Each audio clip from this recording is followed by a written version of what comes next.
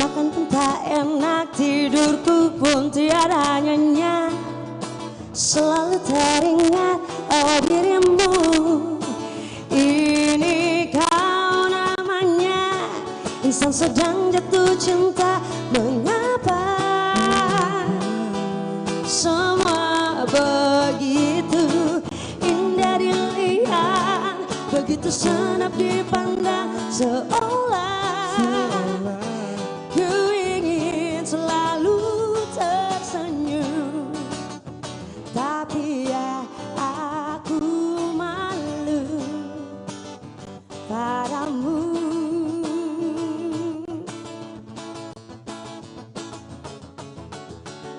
Aku malu, aku malu, aku malu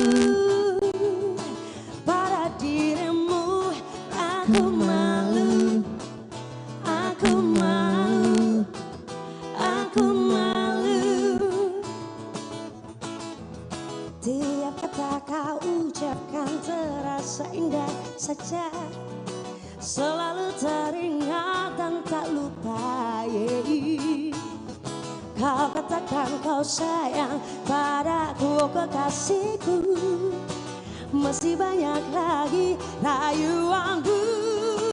Ini kau namanya insan sedang jatuh cinta. Mengapa semua begitu indah dilihat, begitu senap dipandang, seolah ku ingin selalu tersenyum. Tapi ya aku malu padamu. Aku malu, aku malu, aku malu pada dirimu. Aku malu, aku malu, aku malu.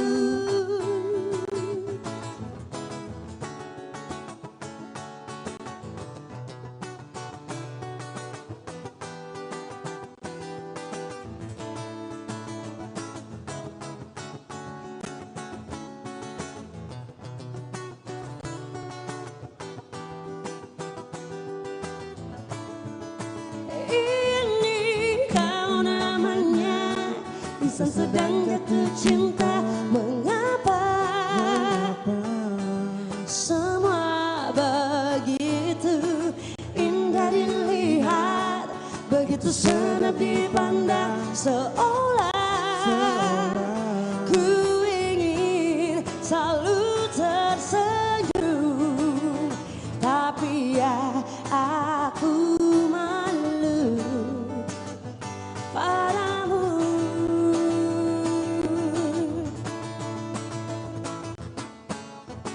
Aku malu, aku malu, aku malu.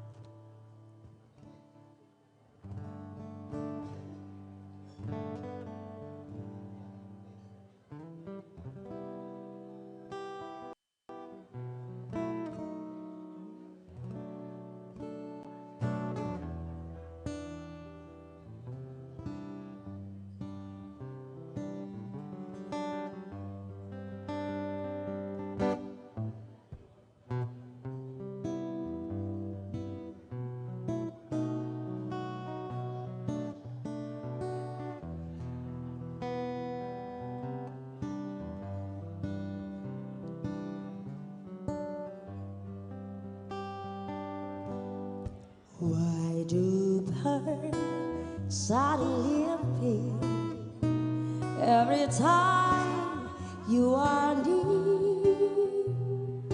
Just like me, they long to be close to you. Why do stars fall down from the sky every time you walk by? Just like me, they long to be close to you. On the day that you were born, the angels got together and decided to create dreams come true. So the sprinkle moon that's in your hair of golden star in your eyes of blue. There is why all the girls in town follow you all around. Just like me, they long to be close to you.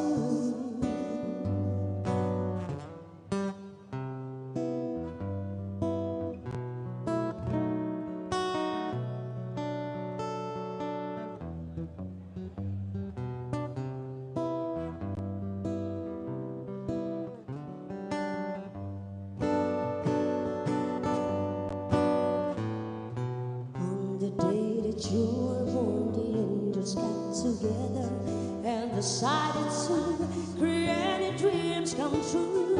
So the sprinkle moon is in your hair, a golden star in your eyes of blue.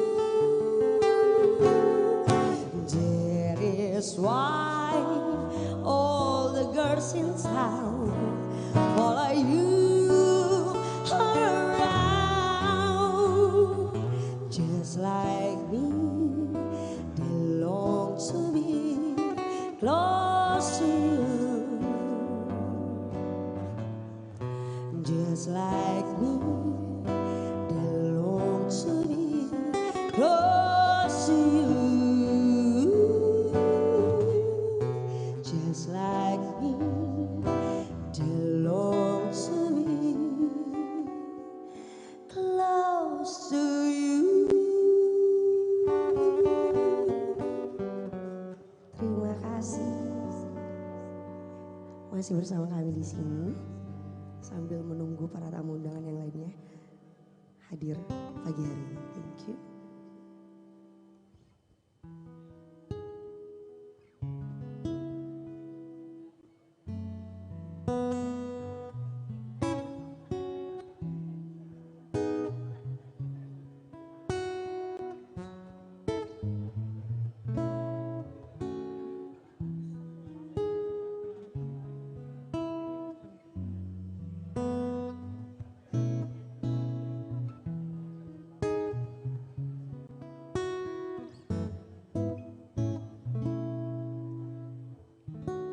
Tiada pernah aku bahagia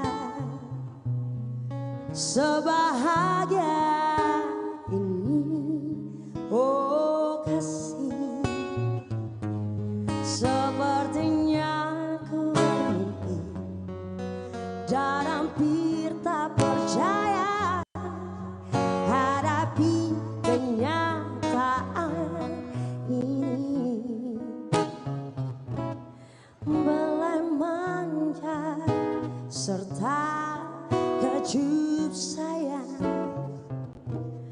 kau curahkan penuh kepastian, oh, hingga mampu menghapuskan luka goresan cinta yang sekian lama sudah menyakitkan. Kau terangkan gelap mataku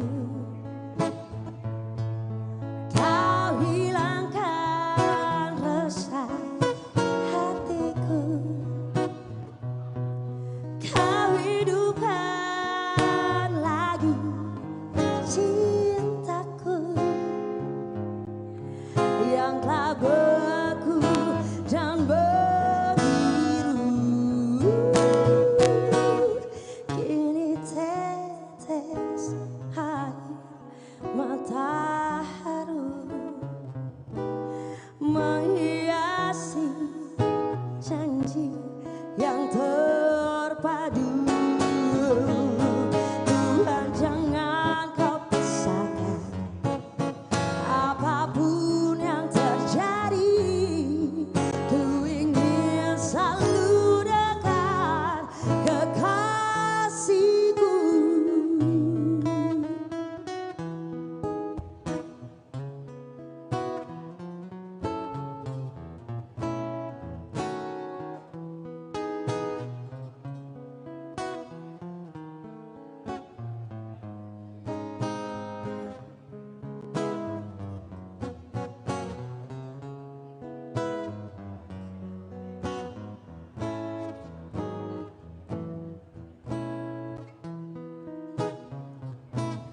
Belai manja serta kecup sayang,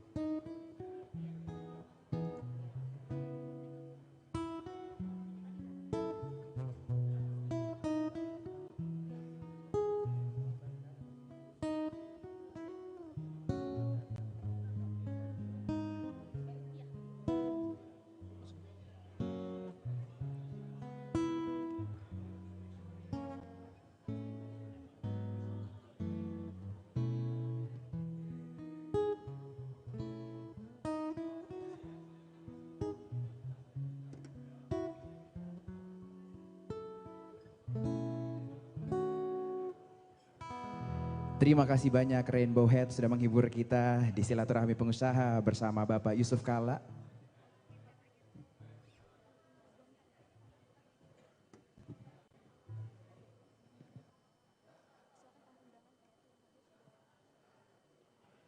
Bapak, Ibu, dan para tamu undangan yang berbahagia, selamat datang di Silaturahmi Pengusaha bersama Bapak Yusuf Kalla. Untuk Bapak, Ibu, para tamu undangan yang masih berada di area luar Sauraja Ballroom, mungkin untuk bisa langsung memasuki Sauraja Ballroom karena sesaat lagi kegiatan Silaturahmi Pengusaha bersama Bapak Yusuf Kalla akan segera kita mulai.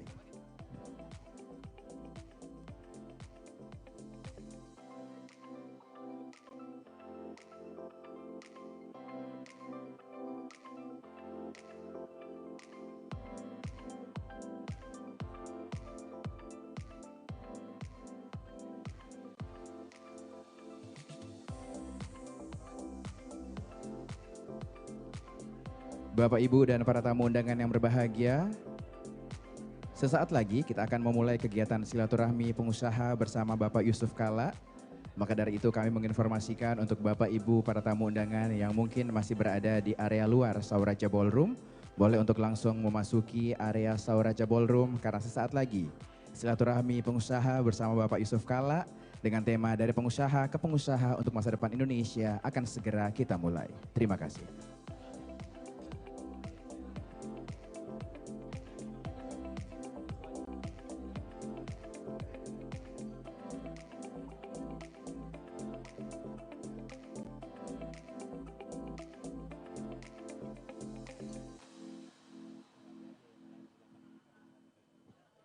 Bapak, Ibu, dan para tamu undangan yang berbahagia, mungkin untuk bisa langsung menduduki kursi yang telah disediakan, karena sesaat lagi Silaturahmi Pengusaha bersama Bapak Yusuf Kalla akan segera kita mulai. Maka dari itu, kami informasikan untuk seluruh para tamu undangan yang berbahagia di kegiatan Silaturahmi Pengusaha bersama Bapak Yusuf Kalla untuk bisa menduduki kursinya masing-masing yang telah ditandai dengan sitting arrangement. Karena sesaat lagi kegiatan Silaturahmi Pengusaha bersama Bapak Yusuf Kalla akan segera kita mulai. Terima kasih.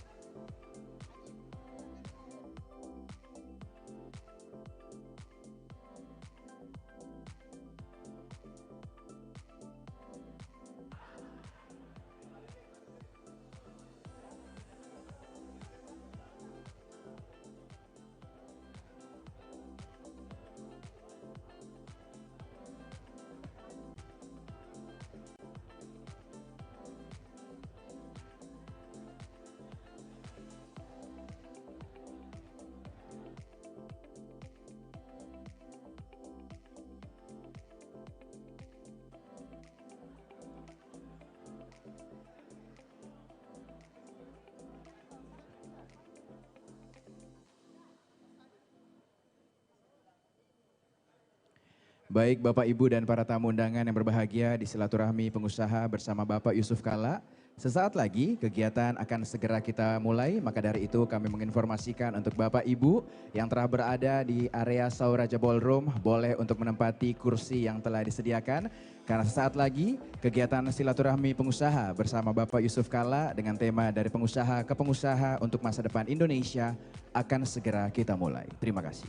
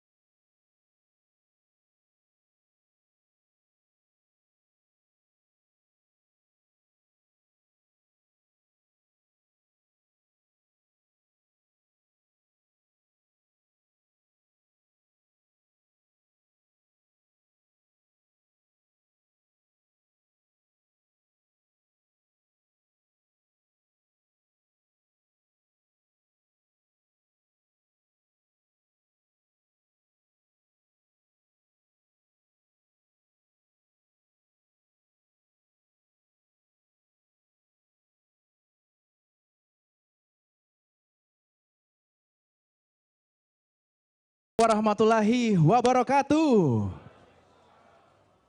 Selamat pagi, salam sejahtera untuk kita semua. Selamat datang di silaturahmi pengusaha bersama Bapak Yusuf Kalla dengan tema dari pengusaha ke pengusaha untuk masa depan Indonesia. Boleh minta tepuk tangan yang luar biasa untuk kita semua. Perkenankan, saya Romi Arifin yang akan menjadi host pada kali ini. Puji syukur atas kehadirat Allah Subhanahu wa Ta'ala yang telah memberikan kita kesehatan dan tentunya kesempatan melaksanakan silaturahmi pengusaha bersama Bapak Yusuf Kalla dari pengusaha ke pengusaha untuk masa depan Indonesia hari ini Senin 30 Januari 2023 di Sauraja Ballroom. Selamat datang kita ucapkan kepada yang terhormat Bapak Yusuf Kalla selaku Wakil Presiden Republik Indonesia yang ke-10 dan ke-12. Selamat datang kepada yang kami hormati Bapak Andi Iwan Darmawan Aras selaku anggota DPR RI dan selaku Ketua Kadin Sulawesi Selatan. Selamat datang kepada yang kami hormati Bapak Dr. Insinyur Haji Andi Amran Sulaiman MP selaku Menteri Pertanian Republik Indonesia periode 2014-2019.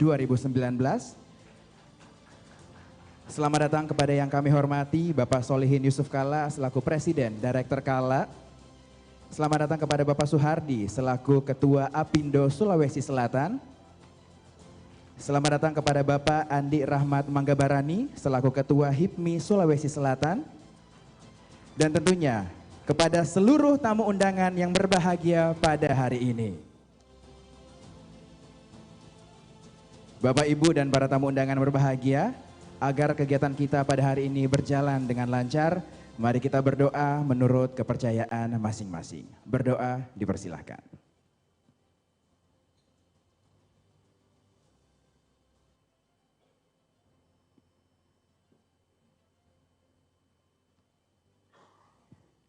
Amin. Baik Bapak, Ibu, dan para tamu undangan, selanjutnya kita akan bersama-sama menyanyikan lagu kebangsaan Indonesia Raya. Maka dari itu kami persilahkan kepada hadirin yang berbahagia untuk berdiri.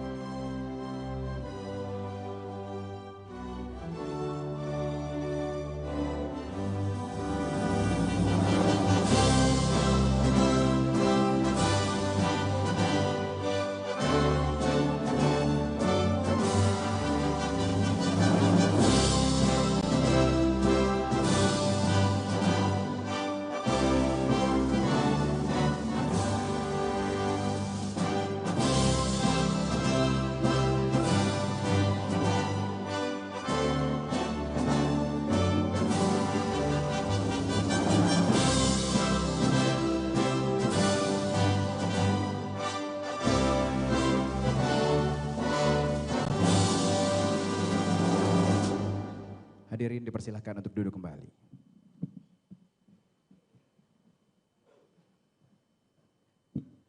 Baik Bapak, Ibu, dan para tamu undangan yang berbahagia, kegiatan silaturahmi bersama Bapak Yusuf Kalla ini adalah kolaborasi yang dilakukan antara Kalla, Kadin Sulawesi Selatan, Apindo Sulawesi Selatan, dan juga HIPMI Sulawesi Selatan. Boleh minta tepuk tangan yang luar biasa untuk kita semua pada hari ini.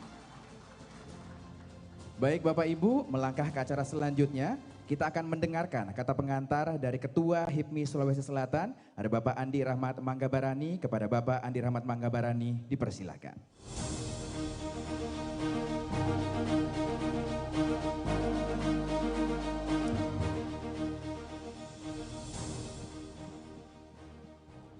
Bismillahirrahmanirrahim. Assalamualaikum warahmatullahi wabarakatuh. Selamat pagi, salam sejahtera untuk kita semua. Yang terhormat, yang kita cintai, kita banggakan, sama-sama kita hargai. Orang tua kita, mentor kita, panutan kita, sumber inspirasi kita, Bapak Haji Muhammad Yusuf Kalla. Yang kami hormati, kami banggakan, anggota DPR RI, Wakil Ketua Komisi 5 sekaligus Ketua Kadin Sulawesi Selatan, yang juga senior kami di HIPMI, Bapak Andi Iwan Darmawan Aras. Yang kami hormati, kami banggakan, Ketua IKA Alumni Unhas Indonesia, Bapak Insinyur Andi Amran Sulaiman. Yang kami hormati, kami banggakan, Ketua DPD Apindo Sulawesi Selatan, Bapak Suwardi. Saya juga melihat ada Ketua PHRI, Bapak Anggiat Sinaga yang juga berhadir pada hari ini. Ada Ketua Dewan Kehormatan REI, Bapak Arif Mone yang juga hadir pada hari ini. Ada juga senior HIPMI kami, Pak JK, Pak Ilham Arif Sirajudin juga berkesempatan hadir pada hari ini. Itu menunjukkan bahwa acara hari ini betul-betul sangat menarik, sangat memberikan antusiasme bagi para pengusaha yang ada di Sulawesi Selatan untuk mendengarkan nanti kira-kira apa kiat-kiat yang akan diberikan Pak JK bagi para pengusaha, bukan dalam hanya merintis bisnisnya tetapi membuat usaha yang berkesinambungan sampai nanti bisa mengikuti jejak Kala Group sampai sudah generasi ketiga, bahkan saya dengar-dengar sudah masuk ke generasi keempat. Itu adalah mimpi kita semua sebagai pengusaha Sulawesi Selatan.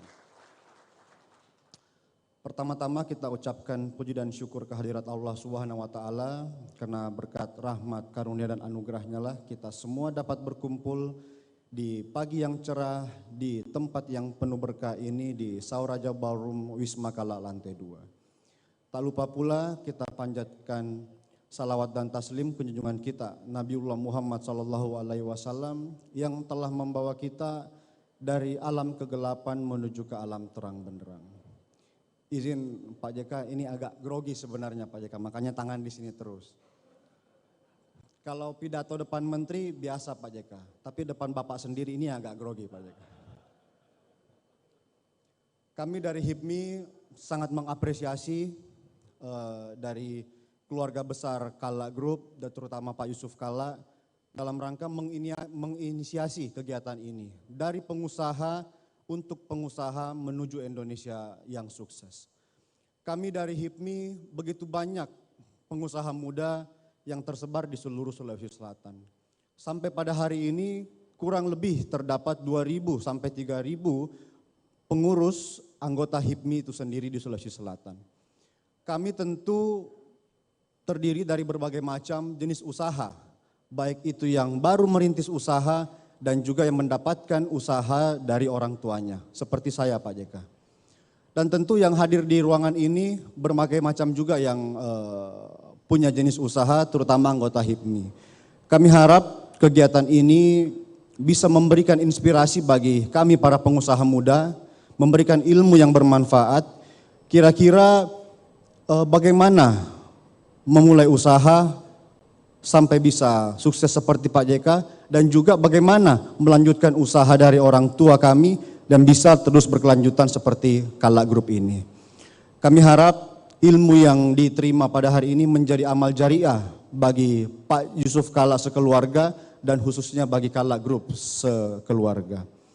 Dan saya berharap teman-teman HIPMI yang hadir pada hari ini tahan dulu itu rasa ingin merokok, tahan dulu itu rasa ingin buang air kecil, karena kesempatan ini mungkin tidak datang 2 kali dan kesempatan ini adalah kesempatan yang sangat berharga dan kita harus keluar dari ruangan ini untuk menjadi the next Yusuf Kala selanjutnya. Saya kira begitu saja pengantar dari saya. Apabila ada salah-salah kata saya mohon dimaafkan karena sesungguhnya kesempurnaan hanya milik Allah Subhanahu wa taala. Wabillahi taufiq wal hidayah. Wassalamualaikum warahmatullahi wabarakatuh. Waalaikumsalam warahmatullahi wabarakatuh.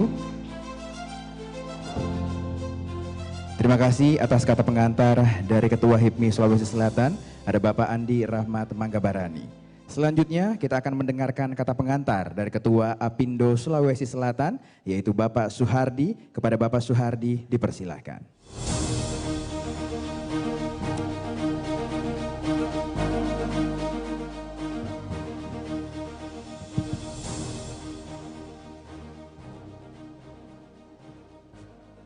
Bismillahirrahmanirrahim.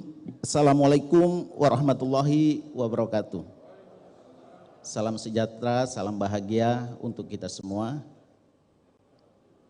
Sama dengan Pak Andi Rahmat tadi, yang kita banggakan, kita hormati orang tua kita, mentor, guru, banyak sekali jabatan beliau, Bapak Dr.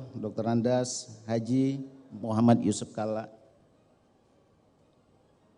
Kemarin saya menemani beliau di tempat olahraga, hanya cukup tee off karena cuaca. Tapi kami bersyukur dapat hikmahnya. Jadi kami dapat mendapatkan ide, pandangan, dan petuah dari beliau lebih dahulu. Jadi lebih banyak dan rasanya waktunya cukup lama. Tak terasa kami hitung bisa 18 hall juga ternyata. Alhamdulillah ternyata berkah dari beliau sangat luar biasa. Yang kami banggakan, kami hormati Puang Ibu Mufidah Yusuf Kalla. Yang kami hormati Wakil Ketua Komisi 5 DPR RI, sekaligus Ketua Kadin Sulawesi Selatan, Bapak Andi Iwan Darmawan Aras, Bapak Ketua IKA,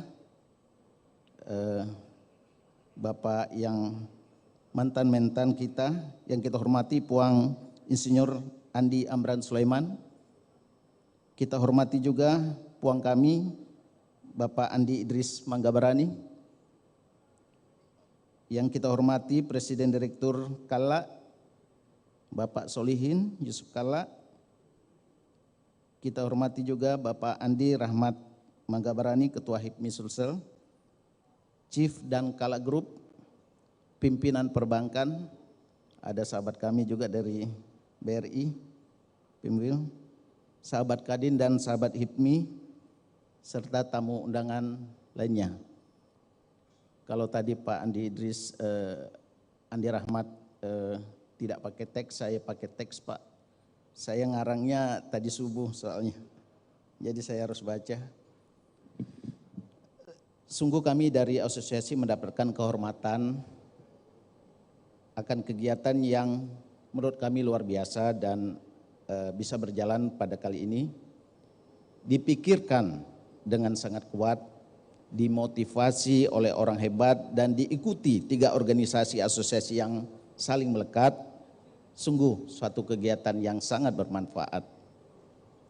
Apindo lahir dan visi terciptanya iklim usaha yang kondusif dan kompetitif, serta salah satu misi kami adalah berperan aktif dalam meningkatkan investasi.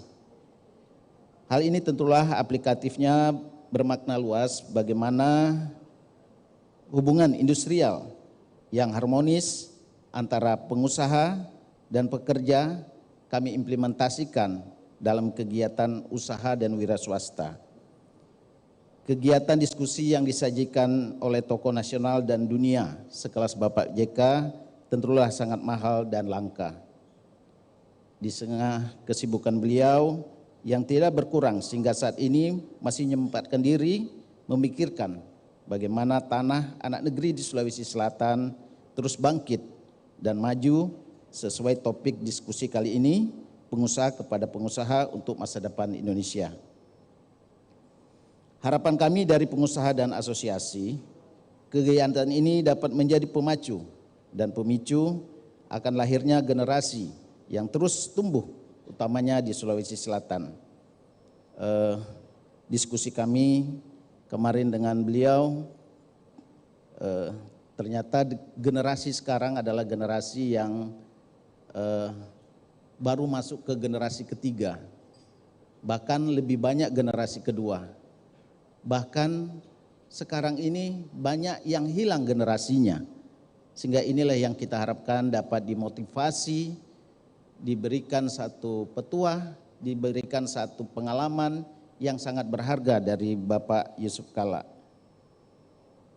Harapan beliau dan harapan kami juga bahwa Sulawesi Selatan ini kembali menjadi hub yang pernah terjadi menurut beliau, bahwa dulu Sulawesi Selatan khususnya Makassar adalah hub perdagangan di Indonesia Timur, namun kali ini hanya sebagai hub transportasi, hub yang menjadi transit penerbangan saja atau transportasi laut. Sehingga kita sama-sama berharap dalam kegiatan ini, dalam diskusi ini, dalam arahan ini kita dapat kembali kepada kejayaan Makassar dan Sulawesi Selatan. Ada satu lagi yang beliau sampaikan bahwa sangat kontradiktif di tengah majunya industri pendidikan, ternyata justru wira swasta, kewiraswastaan pengusaha justru tidak berbanding lurus dengan majunya pendidikan di Sulawesi Selatan.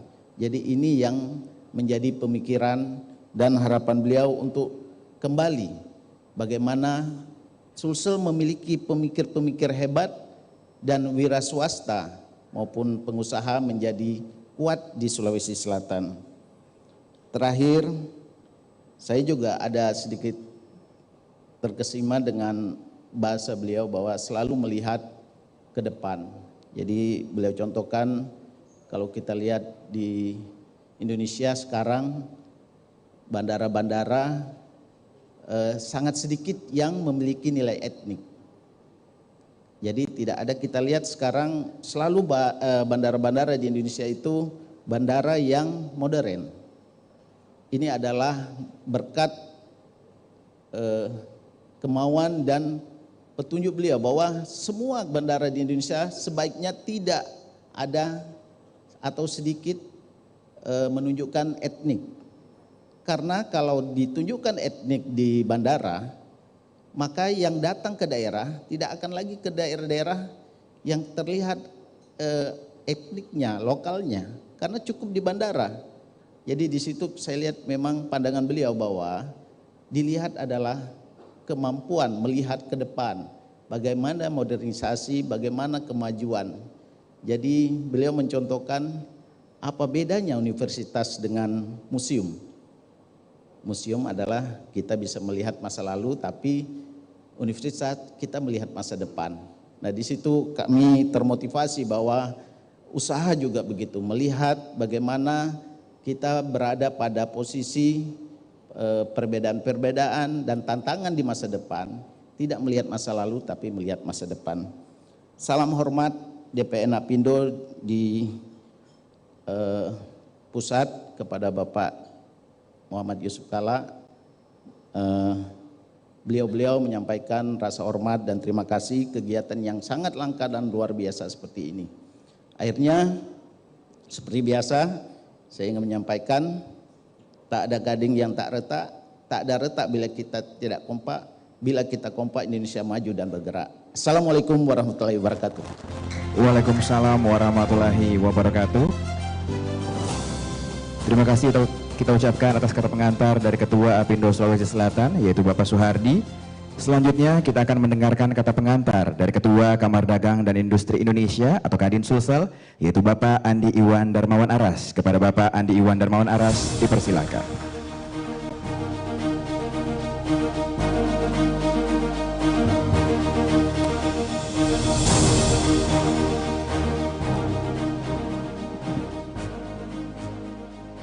Bismillahirrahmanirrahim. Assalamualaikum warahmatullahi wabarakatuh. Selamat pagi, salam sejahtera bagi kita semua. Salam, Om Swastiastu, Namo Buddhaya, salam kebajikan. Yang saya hormati Bapak HM Yusuf Kalla, Wakil Presiden ke-10 dan ke-12 Republik Indonesia, yang mana menjadi toladan, menjadi panutan bagi kami semua, khususnya di Provinsi Sulawesi Selatan, baik itu para pengusaha maupun politisi maupun semua sektor. Saya kira bahwa Bapak menjadi salah satu simbol keberhasilan orang Sulawesi Selatan yang kira-kira kami harapkan ke depan akan banyak dari Sulawesi Selatan yang mampu atau bisa mengikuti jejak atau prestasi yang ayahanda perlihatkan kepada kami semua. Yang saya hormati Bapak Insinyur Amran Sulaiman, Andi Amran Sulaiman, mantan Menteri Pertanian 2014-2019, yang juga Ketua IKA, alumni Unhas, dan yang saya hormati Bapak Ketua Apindo, Bapak Pak Suhardi, dan yang saya hormati Ketua HIPMI Sulawesi Selatan, adinda saya Andi Rahmat Manggabarani. Bapak Ibu sekalian yang tentunya tidak dapat saya sebutkan satu persatu, tadi saya dititipkan pesan gak usah terlalu panjang yang dihormatinya, karena ini mengambil banyak waktu. Dan ini bukan pada saat ini saja, pada saat PSBM juga saya dititipkan hal seperti itu sama orang tua kita, Ibu Mufidah Kalla. Bapak Ibu sekalian, satu kesempatan yang luar biasa pada hari ini kita semua berkumpul di tempat ini, tentu untuk mendengarkan apa yang menjadi keberhasilan yang selama ini diberikan oleh Pak Yusuf Kalla, berbagi ide, berbagi motivasi, berbagi pengalaman, sebagaimana apa yang tadi disampaikan oleh beliau, bahwa pengalaman adalah guru yang terpenting, pengalaman adalah sesuatu yang tidak dapat kita temui di pendidikan-pendidikan formal, sehingga tentunya pertemuan seperti ini berbagi tentang apa yang beliau jalani selama ini, sehingga mampu memimpin perusahaan, mampu sukses di bidang usaha dan tentu di bidang politik yang tentu tidak diragukan lagi. Ya, ini bukan saja keberhasilan yang skalanya provinsi, skalanya nasional, bahkan skalanya luar negeri, mancanegara.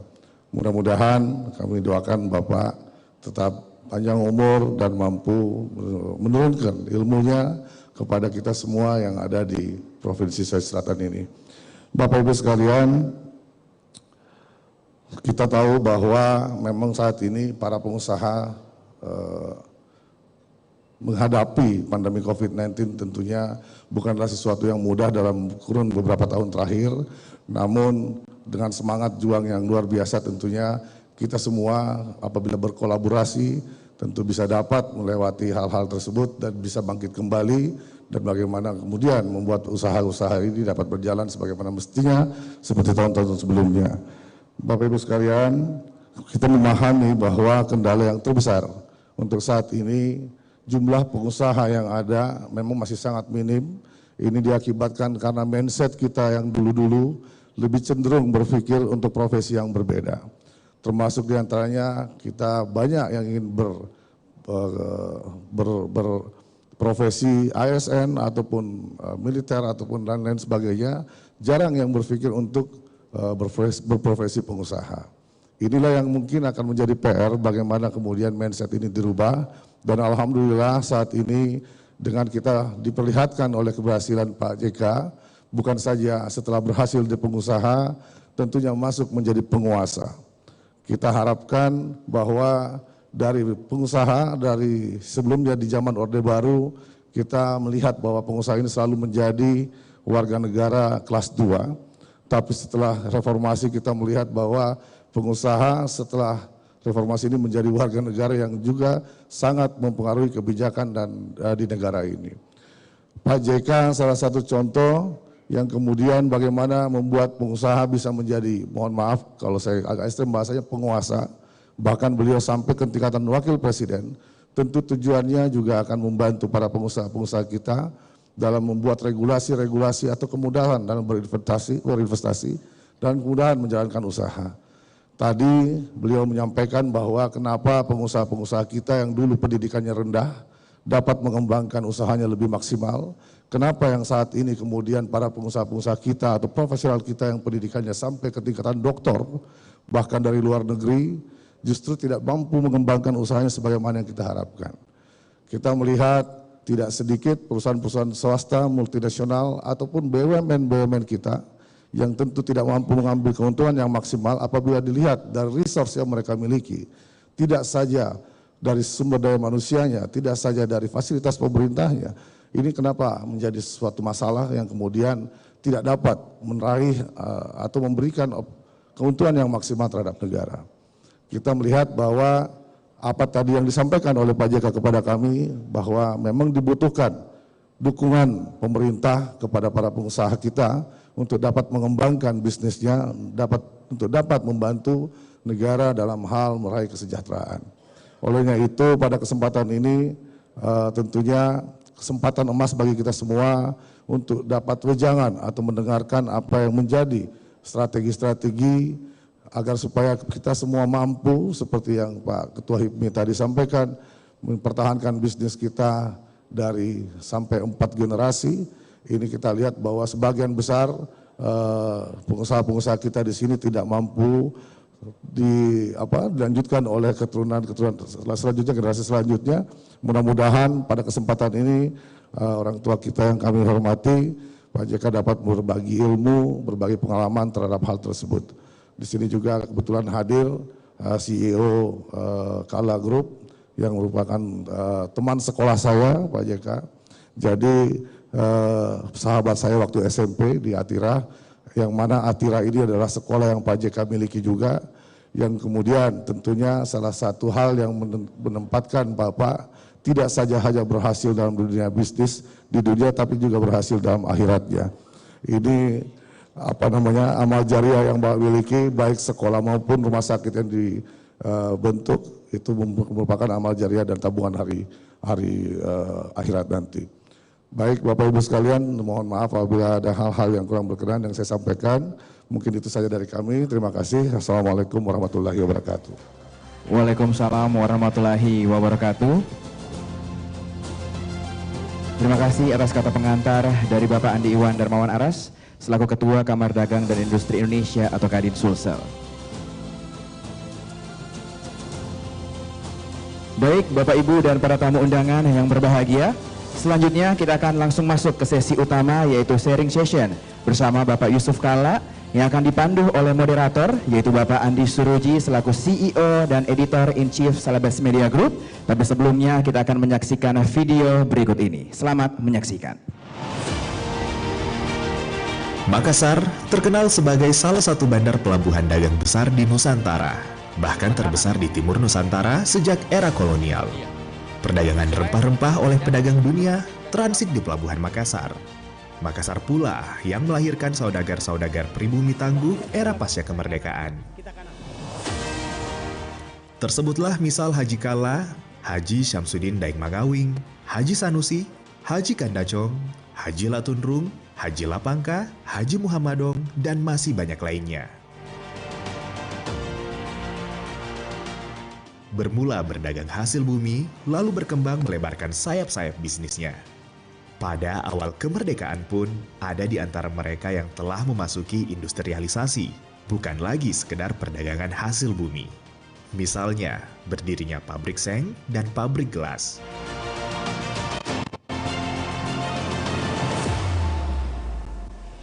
Di sektor transportasi, ada pengusaha otobus, truk, dan kapal laut.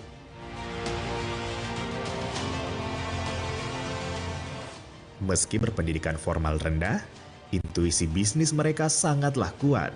Risiko bisnis besar yang setiap saat mengancam bangkrut dihadapinya. Terganggu situasi keamanan daerah yang kurang stabil pun tak menciutkan nyali mereka. Saudagar selalu banyak akal untuk lolos dari setiap kesulitan.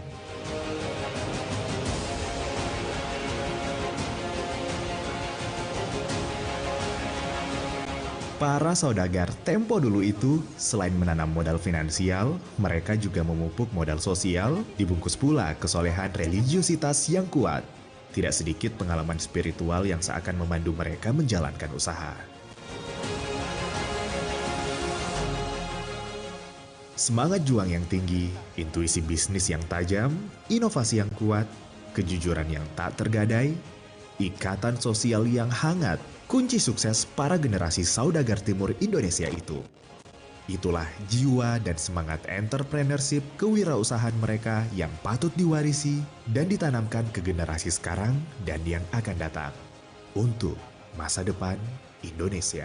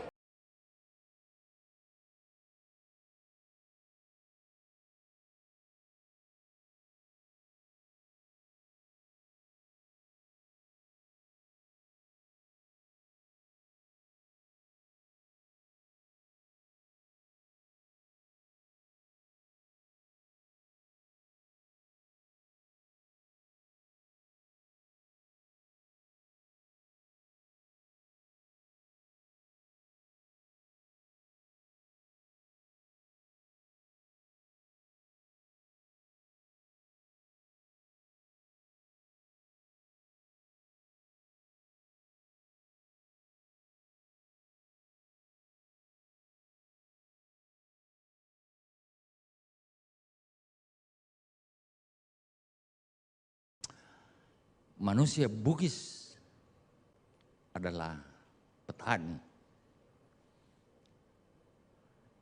Ditakdirkan Sulawesi Selatan menjadi wilayah atau area yang agraris. Segalanya kita punya. Kita punya hutan, kita punya laut, kita punya danau, kita punya sungai, kita punya dataran tinggi, dataran rendah. Segalanya kita punya di Sulawesi Selatan. Tambang juga ada. Karena itu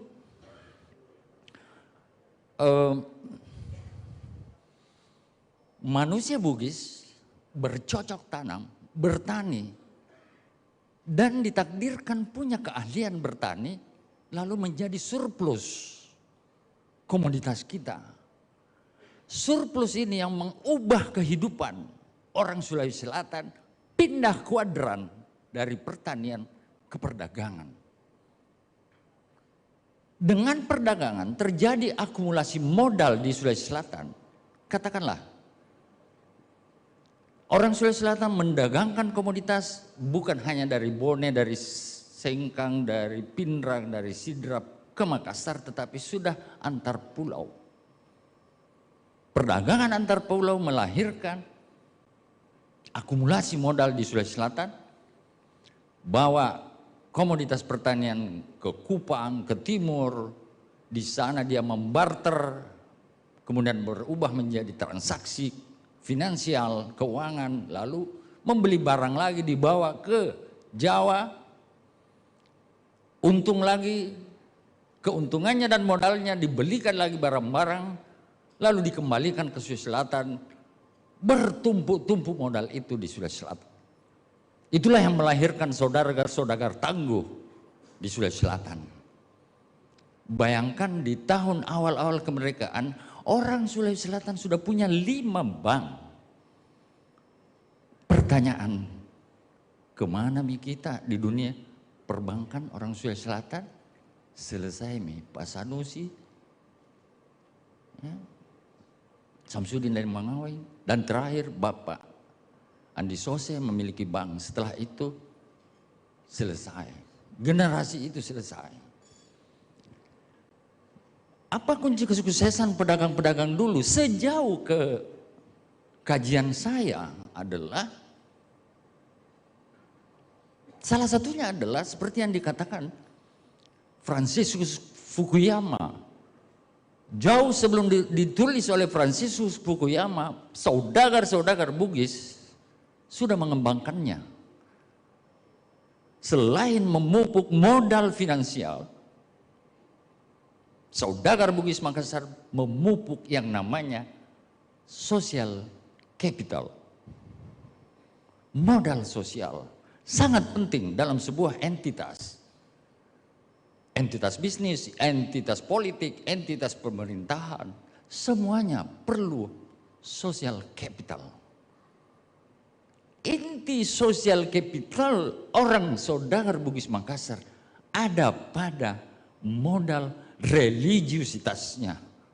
Sangat kuat keislaman orang Bugis Makassar. Ini yang mendasari perdagangan. Satu contoh, dalam buku JK Encyclopedia jelas pesan Haji Kalla, jangan engkau makan barangnya orang sebelum kau bayar. Suatu filosofi yang sangat kuat yang mendasari mereka dalam berbisnis. Tetapi kalau hebat orang-orang kita dulu, lantas tidak ada generasi-generasi yang melanjutkan bisnis orang-orang hebat kita dulu itu, tentu ada sesuatu yang salah atau kurang diterapkan. Mereka rata-rata pendidikan rendah, tidak tamat SD.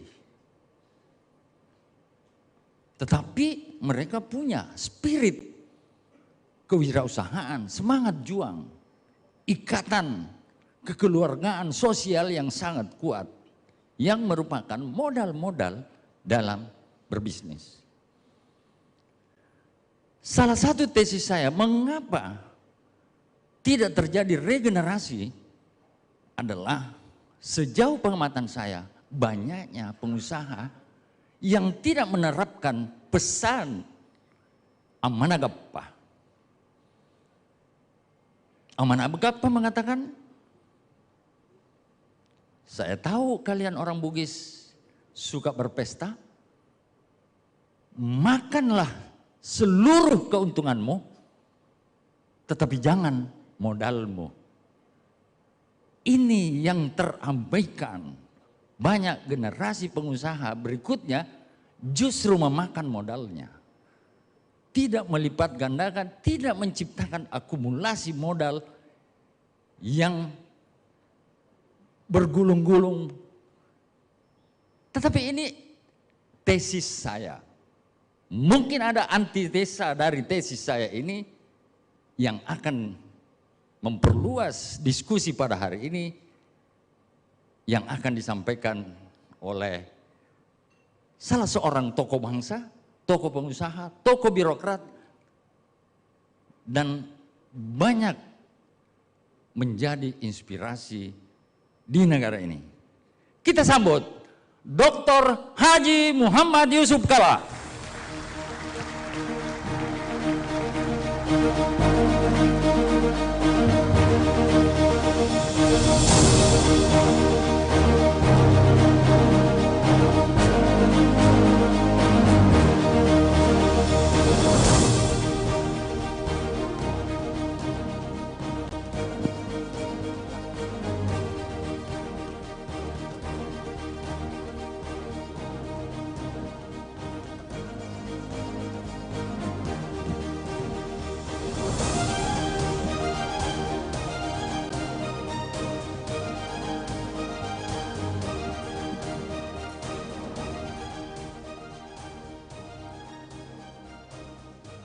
Bismillahirrahmanirrahim.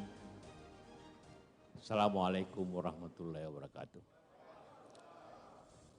Syukur alhamdulillah pada pagi hari ini.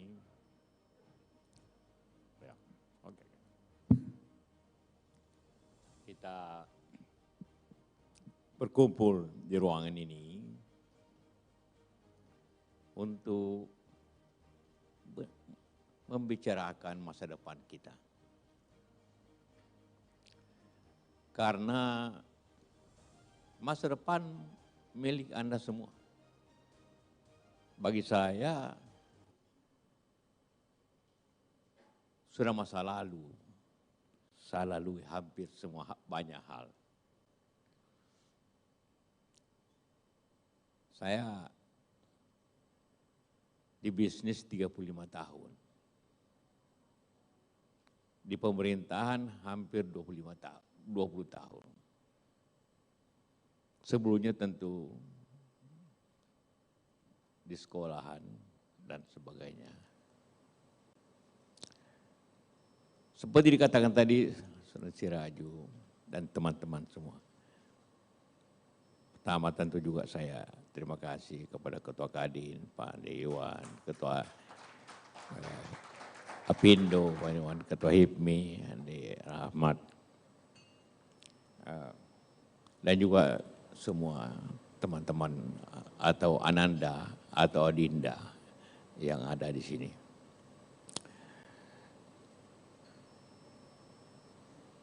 Kita selalu kadang mendengar pengalaman adalah guru yang terbaik.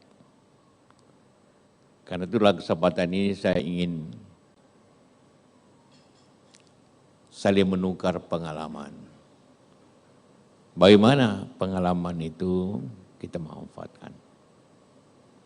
Tadi di Sirajuk sudah menyampaikan hal-hal sesuai dengan pandangan dari luar. Bagaimana spirit itu, semangat itu. Dalam kultur Indonesia selalu dikatakan ada dua suku yang mempunyai budaya merantau dan berdagang. Juga dari Selupan di Amran dengan Mangga Beranim dan teman-teman lain. yaitu di barat ada orang Minang, di timur orang Bugis.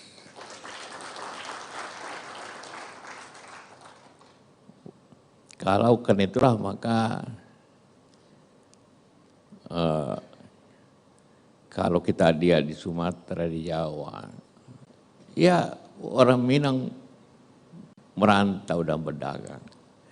Sebaliknya di timur, kalau kita mulai kita ke Papua, ke Maluku, ke NTT, hampir semua pasar itu kios-kios, semua hampir orang Bugis Makassar.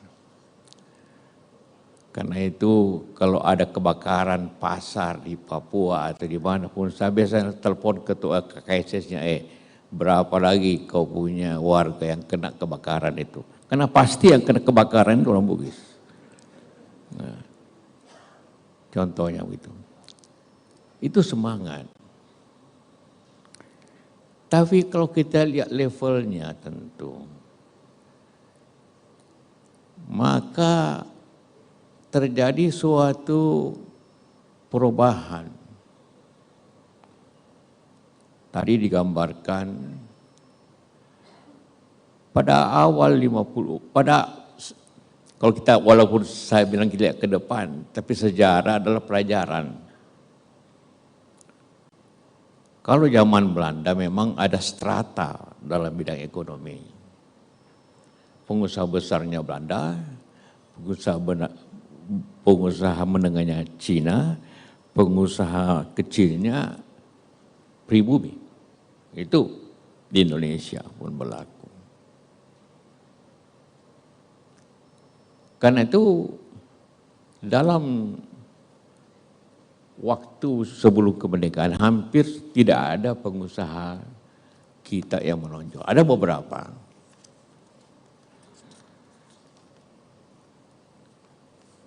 Nanti pada tahun 50-an muncul tumbuh pengusaha-pengusaha tadi yang gambarkan, yang mempunyai suatu semangat. Tapi semangat itu tidak cukup. Itu diperangi dengan kebijakan pemerintah. Oh, ada nama-nama di belakang sini. Saya susun ini waktu saya ketua Kadin. Barangkali saya ketua Kadin yang paling lama, 18 tahun, tidak ada yang mau ganti saya. Nanti saya pindah ke Jakarta baru ada yang mau ketua Kadin, Aksa setelah itu. Dan saya ketua Kadin beberapa kali, saya tidak hadir dalam konferensinya, tapi terpilih juga, jadi oke lah. Seperti itu. Kenapa kemudian pengusaha-pengusaha besar itu tumbuhnya di tahun 50-an? Karena seperti tadi itu. Setidak-tidaknya ada 40-an yang saya catat pada waktu itu. Ada kriterianya pegawainya sekitar lebih 100. Waktu itu omsetnya lebih 5 miliar per tahun. Waktu itu sekarang mungkin 100 miliar per tahun. Tidak. Karena adanya kebijakan nasional yang mendukung pengusaha nasional pada waktu itu namanya. Kalau sekarang kita sebut pengusaha pribumi. Ia memberikan kuota devisa. Hanya bisa mengimpor, devisa susah, hanya dikasih kepada pengusaha nasional. Ada 200 pengusaha waktu itu.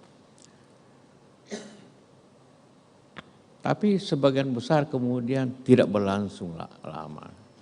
Karena izin impornya, kuotanya hanya dijual lagi dan tidak jalankan. Dan bapak saya berpegang teguh bahwa kuota itu harus dilaksanakan, tidak boleh dijual. Karena itu perdagangannya jalan, yang lain berhenti. Itu yang pertama. Kedua, timbul semangat yang tumbuh tiba-tiba. Maka muncullah pengusaha-pengusaha hebat zamannya. Walaupun seperti kata-kata pendidikannya rendah. Yang tertinggi punya pendidikan itu Pak Samsudin Mangawing. Tamat HBS sama dengan SMA sekarang. Tapi SMA zaman dulu kadang-kadang umumnya kualitasnya lebih tinggi daripada sekarang. Karena beliau bisa bahasa Belanda, bisa bahasa Inggris, macam-macam. Karena itu perintis daripada berbagai macam usaha itu Pak Samsudin Mangawing. Dia punya bank, punya usaha perdagangan, real estate, ekspor udang, semua dia mulai. Dan saya di samping bapak saya sebagai mendorong, ialah beliaulah yang selalu, saya sekretaris Kadin 10 tahun dengan beliau. Jadi selalu, waktu belum saya umur 26 tahun, jadi sekarang saya ngerti perdagangan internasional dari beliau. Tiap konferensi luar negeri selalu minta saya ikut dengan dia, ngajar kita semua. Seperti itu. Jadi kenapa saya kumpul di sini untuk dari pengusaha, bagaimana kita meningkatkan kapasitas kita dengan saling mengajar pengalaman itu. Banyak lagi. Ada tadi Pak Sanusi, dia punya, kita tahu semua pengusaha bus yang paling besar. Ada Pak Kanda Chong Sumudin, ada Latanrang. Pak Latunrung itu dia agen Unilever seluruh Sulawesi. Kantornya di Nusantara, rumahnya yang terbaik di Jalan Elang, Jalan Merpati. Latunrung, seperti katakan tadi, pada tahun 60-an, 70-an, 5 pengusaha punya bank di selatan. Latunrung punya bank Antar, Muhammadong punya bank masyarakat, Pak Samsudin Mangawing punya bank pembangunan Sulawesi, Andi Sosek punya bank Maranu. Ada satu lagi lupa saya, bank apa? Apa? Pak Nusi tidak ada. Semua bekerja seperti itu. Saya pernah satu kali waktu Kota Kadin, coba lihat pengusaha zaman dulu. Lihat kantornya, foto kantornya, dan foto rumahnya. Semua hebat-hebat. Andi Patiwiri, pedagang, Ajada Parang, rumahnya paling terbaik Jalan Arif Rate. Almarhum bapak saya tentu punya rumah dekat masjid, karena kalau tidak dekat masjid dia tidak mau di rumah, selalu harus dekat masjid. Dan banyaklah Haji Pangka di jalan itu. Ada 40-an mungkin sudah lihat di sini. Jadi hampir semua bisnis itu dijalankan dengan pendidikan sederhana. Tapi semangatnya tinggi.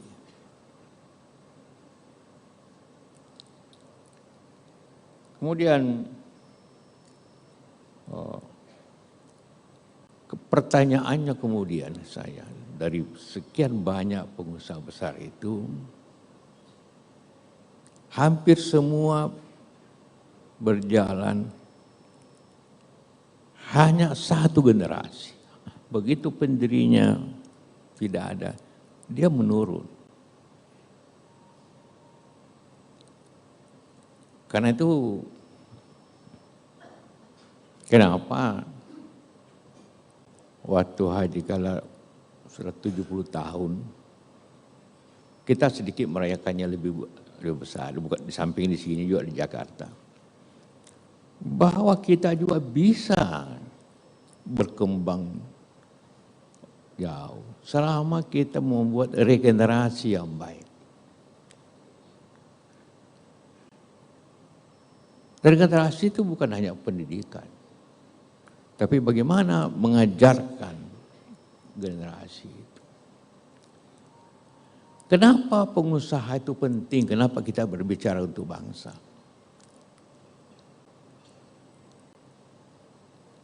Hampir dimanapun negeri ini, tentu peranan pemerintah sangat penting. Tapi pemerintah terbatas kepada membangun kebutuhan dasar, bikin infrastruktur dan sebagainya. Tapi dari mana membangun itu? 80% pendapatan pemerintah Indonesia dari pajak. Pajak itu dari mana? Pajak itu dari pengusaha. Orang yang untung. Tidak mungkin Anda bayar pajak kalau tidak ada pengusaha yang untung. Tidak ada yang membeli dari PPPN. Jadi pada dasarnya pemerintah membangun juga dari pengusaha. Kemudian negara maju karena produktivitas, nilai tambah yang naik. Lapangan kerja. Semua juga ada sumbernya pengusaha.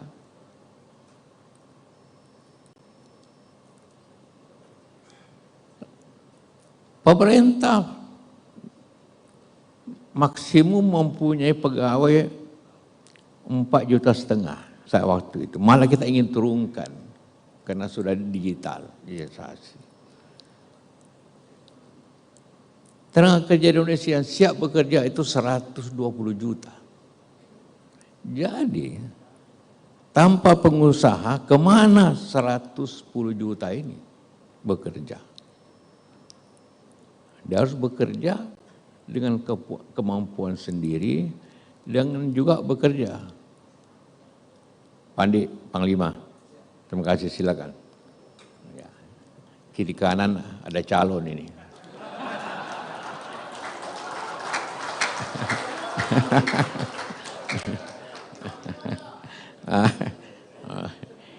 Lain kali kita minta bicara apa dia punya ide, visinya, pada waktunya nanti.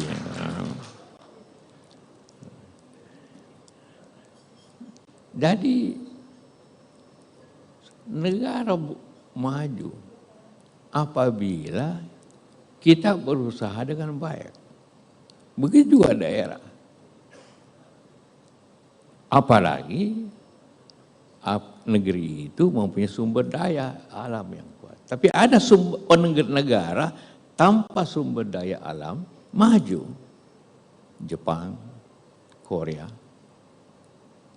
Karena kemampuan usahanya yang mengembangkan teknologinya, ilmunya dengan baik. Ada juga memang negara juga yang maju karena sumber daya alam. Katakanlah negara yang kaya minyak pada hari ini. Tapi itu tidak banyak. Jadi negara maju itu ialah apabila spirit semangat masyarakatnya untuk maju lewat usaha, dunia usaha, perdagangan, industri, dan jasa. Itu dapat maju. Tidak ada yang tidak. Karena itulah mari kita berpikir seperti itu. Jangan hanya berpikir untuk hidup atau semua masuk kontraktor, walaupun sekarang sudah banyak berubah, nanti saya jelaskan kenapa ini berubah. Yang harus kita hadapi. Nah, kalau kita lihat satu persatu, pengusaha-pengusaha hebat pada zamannya, minta maaf mungkin ada putra dari Pak Sanusi datang beberapa bulan lalu kepada saya. Saya tanya, tinggal berapa busnya? Tinggal 5, itu pun sudah berjalan. Kenapa orang lain bisa maju? Saya bicara banyak pengusaha lain.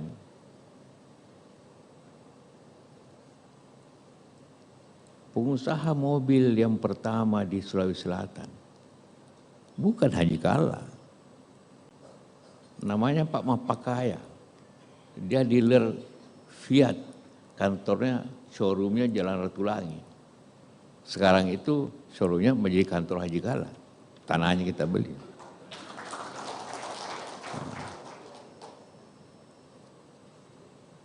Sore-sore dia jalan ke kota dengan Impala, mobil yang terhebat pada waktu itu. Bapak kaya. Tapi kenapa tidak berlanjut? 2 putranya, satu kerja di Pertamina, satu pemain bola. Ya kan? Idris pemain bola, Ilyas kerja di Pertamina. Tidak melanjutkan usaha keluarganya. Matilah. Padahal dia dealer mobil yang terpandang pertama di Sulawesi. Banyak lagi contoh yang lain. Dulu kontraktor yang paling hebat namanya PT Borobudur. Membangun kantor-kantor.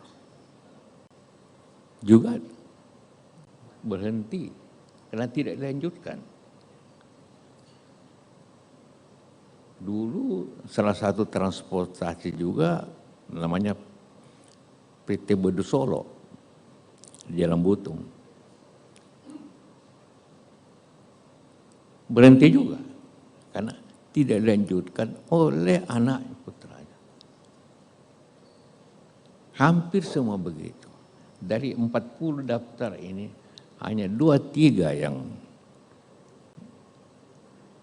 dilanjutkan. Tapi tidak terlalu berkembang. Kenapa kawan-kawan kita orang Tionghoa itu cepat berkembang? Karena memakai derek ukur.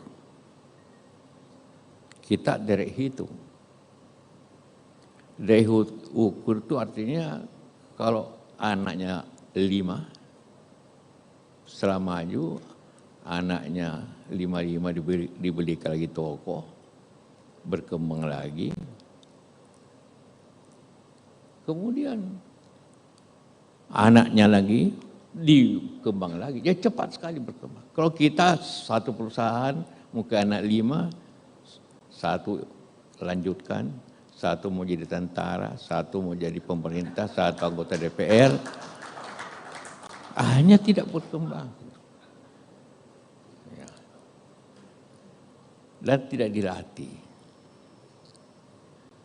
Waktu saya kecil, SD,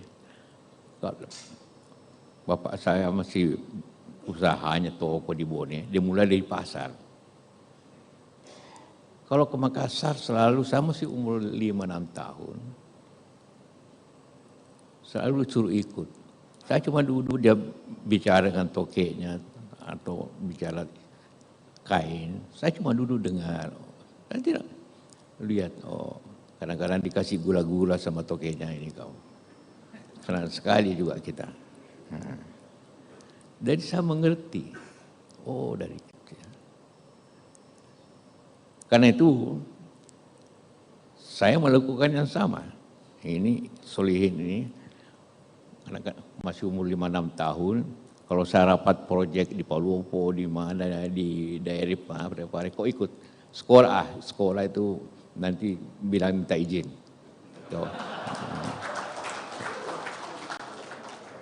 Kau ikut. Tidak, kau dapat di sekolah ini. Hanya duduk saja ikut rapat sambil mengantuk. Ya. Saya ke Jepang, kau ikut. kita bicara Toyota di sana.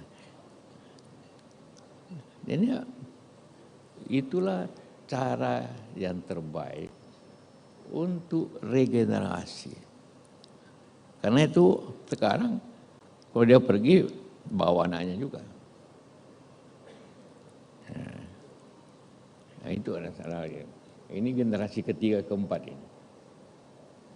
Nah, ada Rashid, anak abang sebagainya. Iya. Zaman saya juga, ini pengalaman pribadi dulu.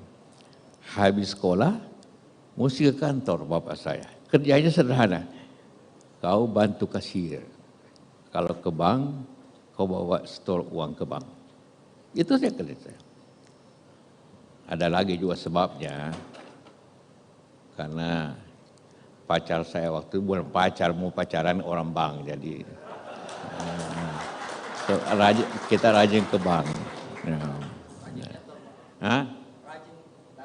Ya betul, rajin datang ke bank. Tapi belajar dari situ. Sekolah penting. Tapi pengalaman jauh lebih penting dari sekolah. Itu yang membedakan, mungkin yang membedakan.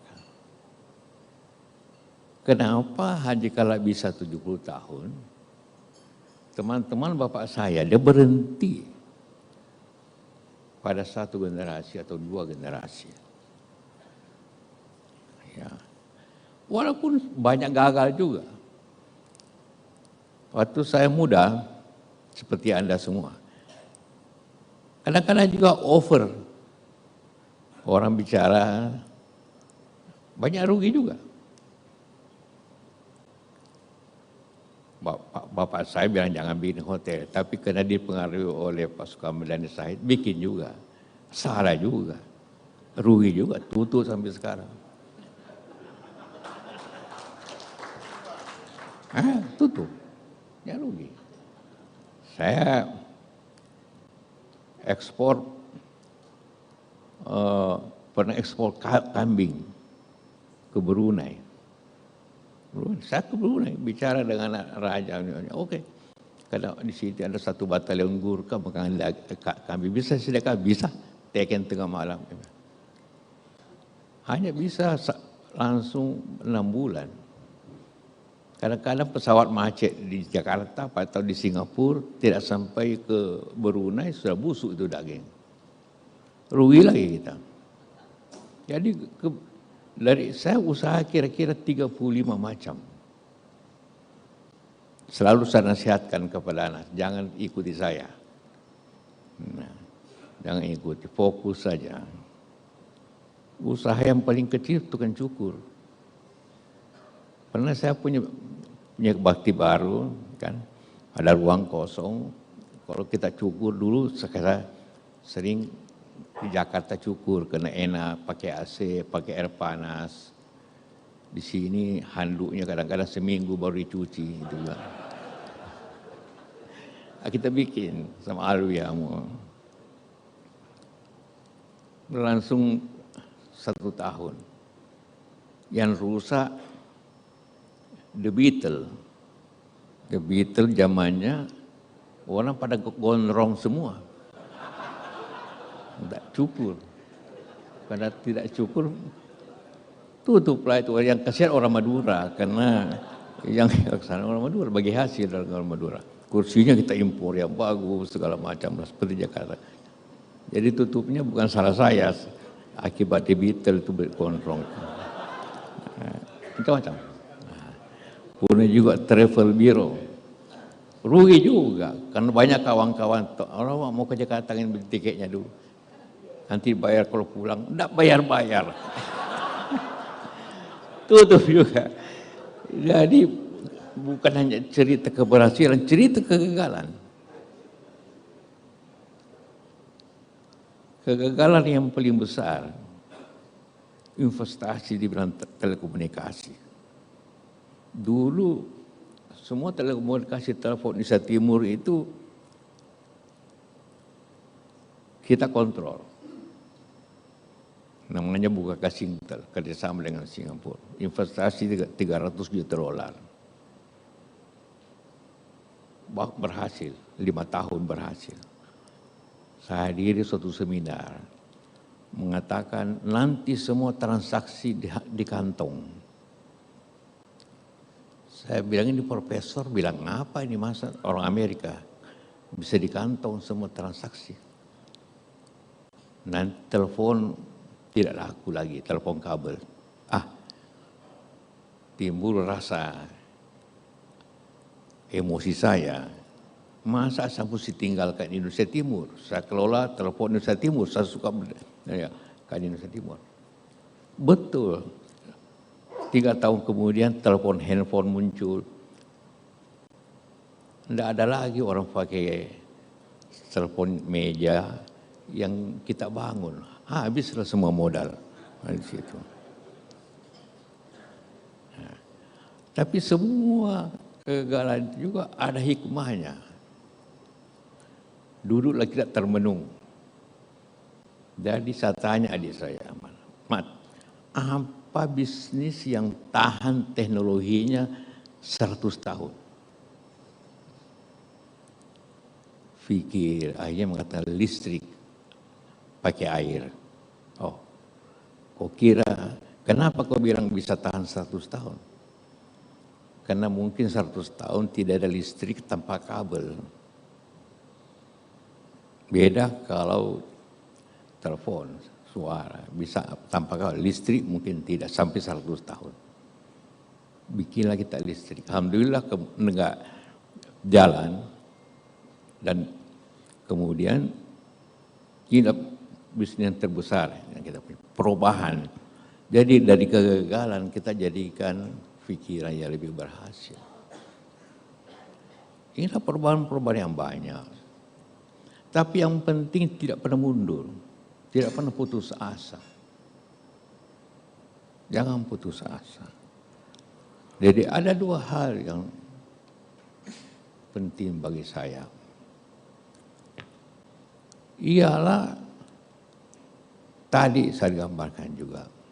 Kenapa generasi 50-60-an itu pendidikannya sangat rendah. Tapi maju. 2 hal yang kasih maju. Semangatnya tiba-tiba muncul. Kedua, kebijakan pemerintah yang berpihak. Ini yang. Kemudian muncullah kemampuan. Saya ingin ceritakan tentang Sulawesi. Kita bukan hanya Sulawesi. Tahun 50-an saya tinggal di jalan pelabuhan. Di bawah gudang, di tengah kantor, di atas tempat tinggal. 3 tingkat toko. Tokonya tidak besar. Saya lihat bagaimana pelabuhan Makassar begitu ramai. Kapal dan perahu. Kenapa? Karena zaman itu Sulawesi, Makassar masih hub perdagangan Indonesia Timur. Impor ekspor. Apa ya diimpor? Hampir semua kebutuhan pokok waktu itu masih diimpor. Apakah tekstil, apakah semen, apakah susu, diimpor semua. Dan Makassar salah satu pelabuhan utama, 4 pelabuhan utama waktu itu, Medan, Belawan, Tanjung Priok, Tanjung Perak, dan Makassar. Di lain pihak, karena dari Makassar didistribusikan ke daerah timur. Kemudian dari daerah timur, kapal, kita ekspor kopra, rotan, dan sebagainya, hasil bumi. Mulai tahun 70-an, industri berkembang, dan umumnya di Jawa, tahun 80-an. Maka apa yang dulu diimpor, semua diproduksi di Jawa. Tekstil, semen, baja, apa saja. Semua ada pabriknya di Jawa, investasi. Maka impor hilang. Yang ada perdagangan pulau, antar pulau.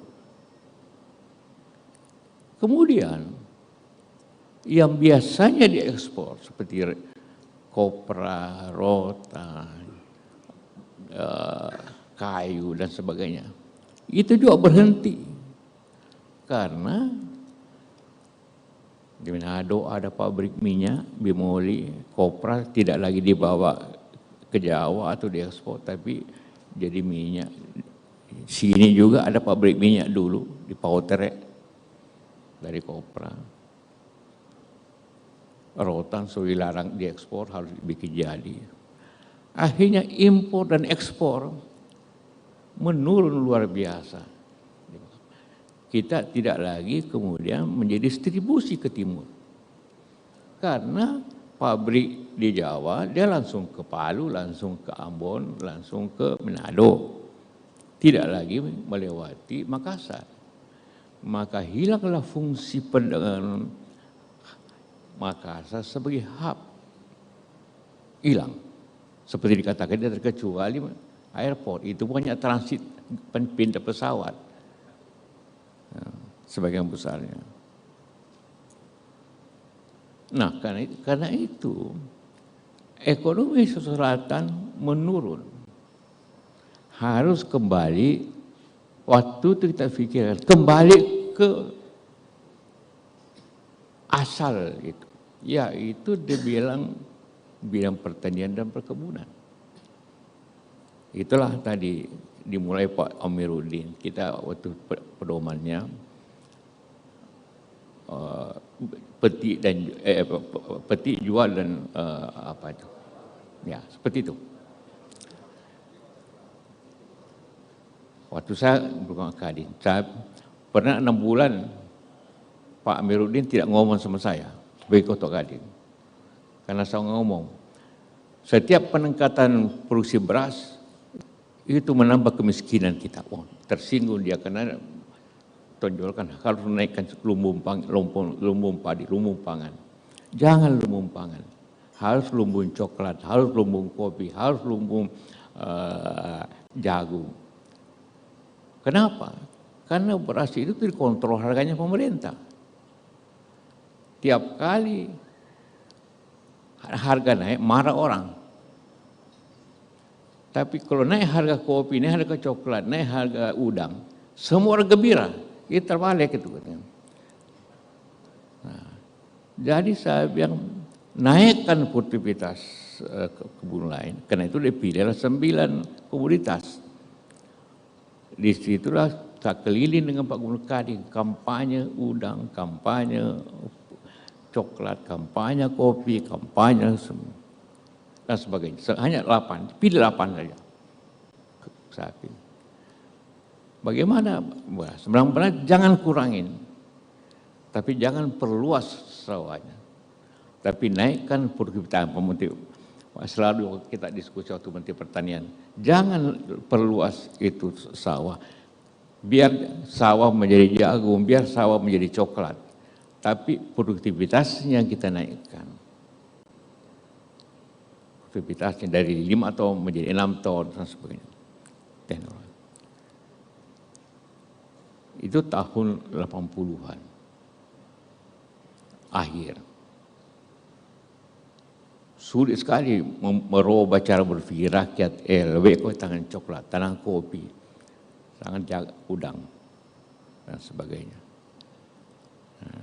Biar robah tuh sawamu menjadi coklat, menjadi apa?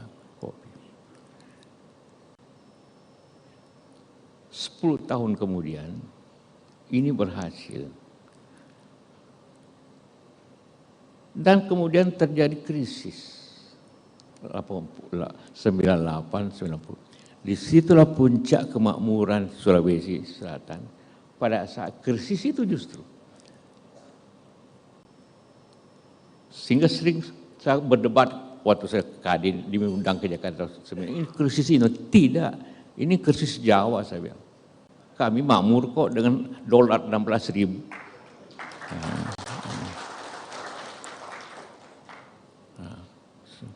Saya selalu mesti ingat Sri Mulyani, saya suka bantah dia. Tidak benar itu, kau bilang krisis nasional. Tidak, krisis di Jawa, khususnya krisis Jakarta. Krisis bagi impor, tapi keuntungan bagi eksportir. Jadi sering saya bantah sampai sekarang. Kalau oh ini resesi inflasi, dolar sekian, ya tidak apa-apa. Kalau 16, 15, tidak apa-apa.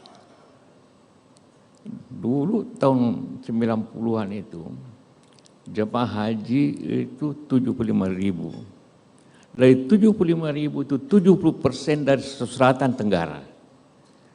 Karena dulu naik haji mesti jual coklat 4 ton. Setelah krisis hanya 1 ton sudah naik haji. Kita jual mobil. Langsung naik 2 kali penjualan mobil. Bingung. Di Jawa turun, semua yang lebih-lebih mari kita jual di sini.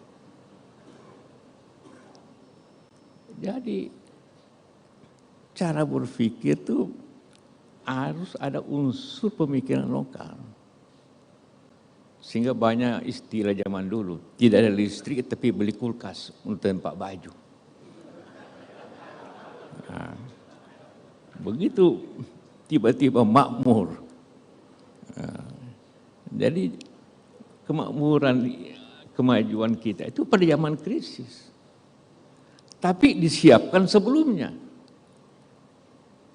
Kalau saya tidak keliling dengan Pak Gubernur, keliling meningkatkan kampanye, meningkatkan kopi, sapi, jamu mente, kemana-mana keliling. Tapi untuk ini Kota Kadin, kenapa bisa 80 kali dalam 5 tahun? Saya kasih syarat. Siapa yang mau bikin pertemuan biayanya tidak boleh lebih 2,5 juta. Waktu itu 1 juta disiapkan oleh Kadin setempat, 1,5 juta oleh Kawin Sulsel. Dan pertemuannya harus di tempat. Kalau udang, pertemuannya di Empang, pakai tenda, kumpul. Kalau jagung, di jagung, pakai tenda saja. Undang semua pengusaha setempat, undang petani, undang dari daerah, undang dari bank. Hanya tumbuh itu. Nah, itulah kemudian muncullah kembali pengusaha-pengusaha muda. Setelah produktivitas kita naikkan. Kenapa? Kita tidak punya tambang. Ada di Inko, tapi 50 tahun Inko sumbangan untuk Sulawesi Selatan tidak besar. Tentu ada pajaknya, ada kerja. Kenapa ini harus difikirkan kembali, apalagi sekarang? Kalau dihitung pertumbuhan, sekarang Sulawesi Selatan, Sulawesi Tengah bisa lebih cepat dibanding Sulawesi Selatan. Sulawesi Tenggara bisa lebih cepat daripada Sulawesi Tenggara. Tetapi pemerataannya belum tentu. Statistik bisa mengatakan pertumbuhan, tapi ada kesenjangan luar biasa di situ. Bisa terjadi. Karena di Sulawesi Tengah, di Morowali, di mana, Amran lebih tahu nih. Yang investasi Cina, yang punya Cina, yang kerja Cina.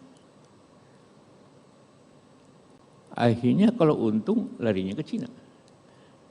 Apa di pemerintah? Gaji yang murah. Kemudian karena ada pajaknya juga dikurangi, ada tax amnesty. Nah ini semua juga kita lah yang pengusaha yang harus berpikir keras itu. Memang tidak mudah memulai usaha seperti itu. Kenapa? Selalu kita merendahkan diri sendiri. Tidak mungkin, sulit, kita tidak ada pengalaman. Kalau tidak ada pengalaman, jadi kapan mendapat pengalaman? Kadang-kadang harus, kalau contoh saya kasih contoh, Kalau Anda naik pesawat terbang dimanapun di Indonesia ini, juga di Singapura, di Malaysia, di India sekarang ini, di Jepang, sebagian besar Anda lewat jembatan Bukaka dulu, baru Anda sampai di pesawat. Bukaka kampung saya di Bone. Kita bikin di Jakarta. Asal mulanya, ya di Ahmad tadi saya pikir, mau tender di Cengkareng. Ikut tender tanpa tahu bagaimana bikin, menang tiba-tiba. Tapi zaman itu kan zaman Pak Harto kan. Dan ada pengalaman, tahu bikin? Tidak ada pengalaman, bisa bikin, bisa. Beda kan pengalaman dengan bisa. Tapi ya saudara tidak ada pengalaman. Ini dia mau diambil Bambang, Pak Menteri. Gimana caranya ini? Bicara menterinya, minta menteri Pak Rizal, tidak bisa. Ini Cendana sudah putuskan, yang ambil Tri. Hanya saya cari bagaimana ketemu Bambang Tri. Lewat Pak Mari, hanya dipertemukan saya. Dia bertiga, saya bertiga. Ahmad, saya, diskusi. Pokoknya dia mau ambil. Saudara kan tidak punya pengalaman. Iya. Saya bilang sama menterinya, kalau tidak dikasih pengalaman, kapan kita pengalaman? Kan itu. Bisa bikin, bisa. Namanya reverse engineering. Mencontohi apa yang sudah jadi. Timbullah Bugis saya, budaya asli muncul, berunding ini antara anak presiden. Saya bilang begini, Mas Bambang, terakhir saya ingin katakan, saya ini orang Bugis.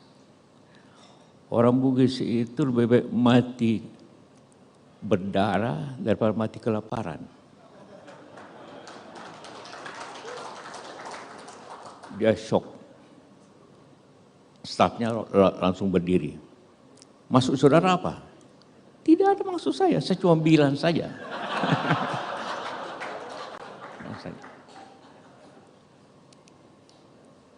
Termenung itu Pak Menteri. Tiba-tiba dia bilang, Bapak serius? Serius. Karena kalau saya tidak dapat proyek ini, karyawan saya yang 1000 itu tidak makan. Jadi saya tanggung jawab. Kalau belum berdarah-darah, saya siap untuk menghadapi siapa saja. Sudah bilang, serius, ambil saja. Terus saya jawab, ikhlas ini Mas Bambang, ikhlas. Oke, jabat tangan. Terus saya kasih kode, pukul kakinya adik saya. Kita pulang. Nanti dia buat obat lagi nih orang. Jadi budaya juga begitu. Selalu minta pengalaman. Sama dengan bikin listrik. Bikin listrik. Mat, bagaimana caranya bikin listrik? Tapi ada lagi caranya, kembali ke tadi Garabarata itu. Bagaimana kita bikin? Udahlah, di mana ada pemasangan Garabarata yang terdekat ada di Thailand. Kirimlah 3 insinyur ke Thailand. Bagaimana cara pasang, bagaimana bikin. Amerika bentuk foto semua. Habis foto, dokumennya kita fotokopi. Setelah itu bikinlah seperti itu, selesai. Ternyata bikin. Sekarang yang terbaik di Asia ini kita punya. Sampai di India, sampai di Jepang pun. Hanya dari keberanian untuk memulai yang orang tidak percaya. Sama listrik.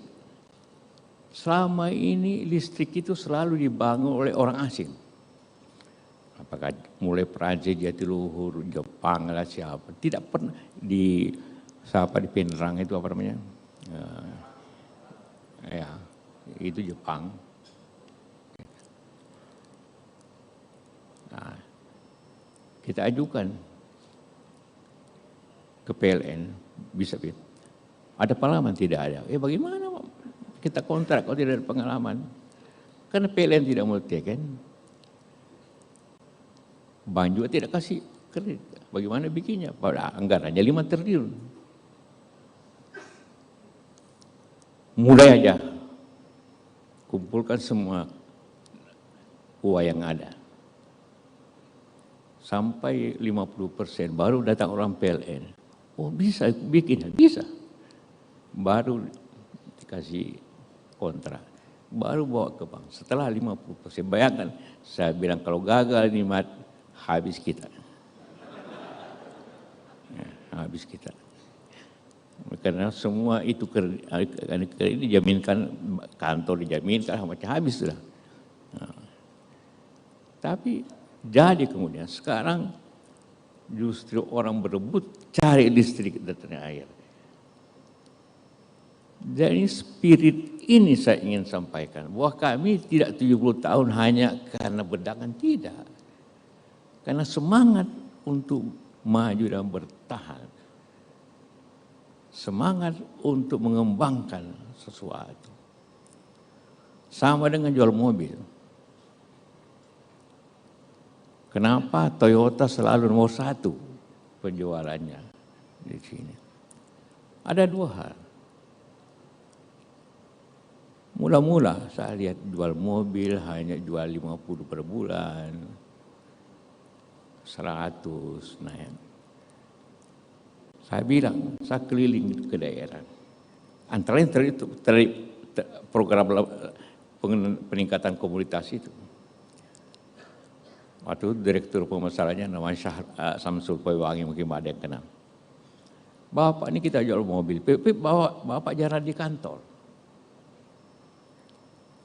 Iya, saya keliling Sulawesi ini cari untuk agar ada pembeli. Jadi kita bukan cari pembeli, meningkatkan kemampuan orang membeli.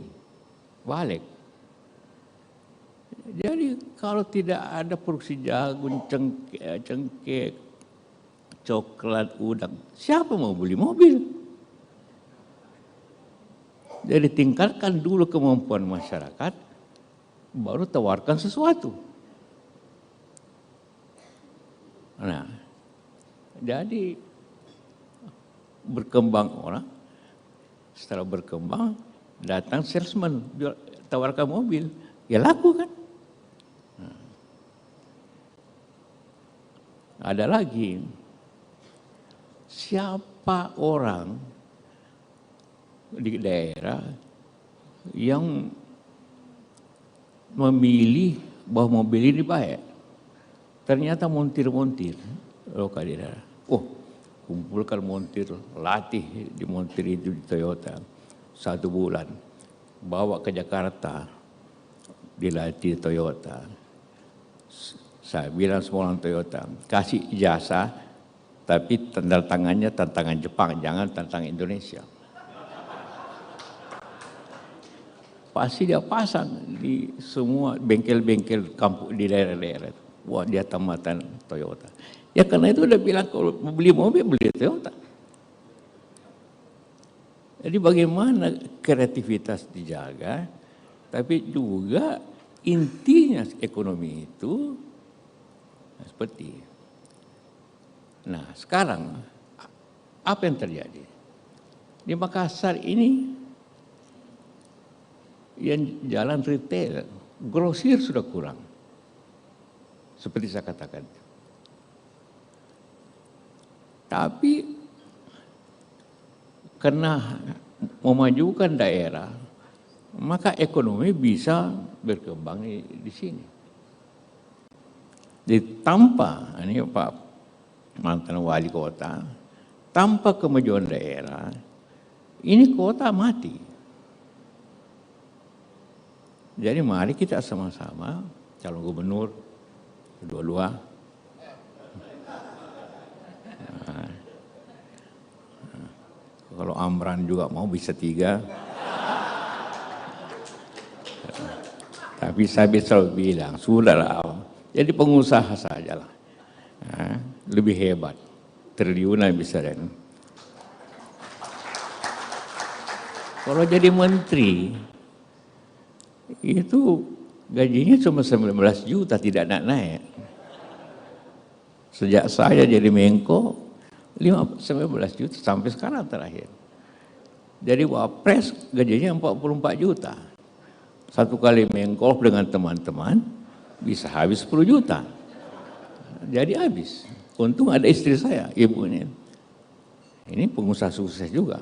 Jadi dia hadir bukan sebagai istri, sebagai pengusaha.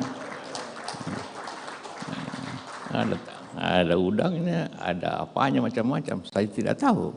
Jadi saya hidup di Jakarta dari hasil dia kan. Ya. Jadi kehidupan itu kita melihat Sulawesi Selatan ini dari cara berpikir seperti itu. Kadang kenapa?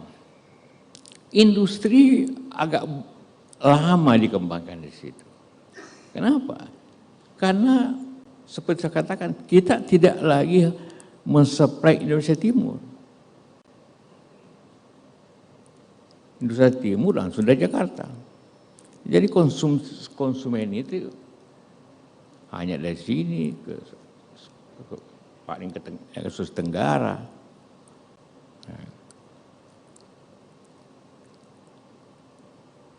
Kima itu sudah 50 tahun. Kawasan industri Makassar. Baru 50 tahun baru terisi penuh. 50 tahun. Kalau di Jawa, lu bikin industri estate, dalam waktu 5 tahun bisa full. Tapi di sini butuh 50 tahun untuk Kima, baru itu pun banyak gudang. Industrinya tidak banyak. Kenapa? Karena faktor konsumsi yang dan awalnya. Saya punya pabrik trafo di sekitar situ. Tutup juga. Kenapa? Susah bersaing di Jawa karena kebutuhannya banyak di Jawa. Bahan bakunya ambil dari Jawa dulu, baru bikin dari sini juga kembali lagi. Kita tidak bisa bersaing. Nah, karena itu hanya bisa kalau terjadi ini kok anggota DPR harus lokalkan. Jangan pembeliannya harus dari pusat. Kalah kita. Harus ada ekonomi lokal berjalan. Itu baru bisa ekonomi ini berkembang dengan semangat daripada kita semua. Nah,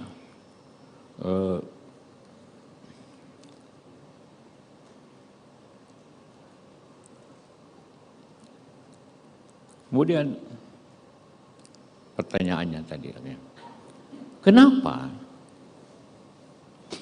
kita makin tinggi pendidikan, makin pengusahanya menurun kualitasnya? Mestinya naik kan? Seperti saya katakan tadi, banyak pilihan. Ya, karena itu yang bisa meningkatkan pengusaha itu sendiri. Anda semua yang hadir, kita semua yang hadir di sini. Dengan tadi bukan mencari, coba lihat saja pengusaha yang hebat di Indonesia ini. Ada yang sekolah tinggi enggak? Dan hampir hubungannya itu tidak jelas antara pendidikan dengan entrepreneur. Jadi manajer ya, dari 10 orang kaya di Indonesia, untung ada 1 orang pribumi, Hairul Tanjung. Dia punya bank, punya bank. Apa sekolahnya? Dokter gigi. Apa hubungannya dokter gigi dengan bank? Tidak ada hubungannya.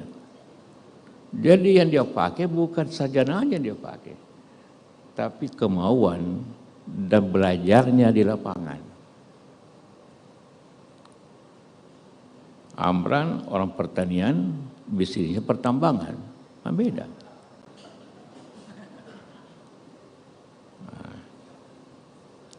Ima dulu di Rut, dia apoteker, direktur. Kalau ini masih ada sedikit hubungannya, sekolah bisnis ya. Ada direktur keuangan, sekolahnya sekolah kue. Sekolah perhotelan urusan kue dan sebagainya. Jadi pendidikan adalah untuk meningkatkan logika. Bisnis itu lebih banyak logika. Logik. Tapi dan juga pengalaman.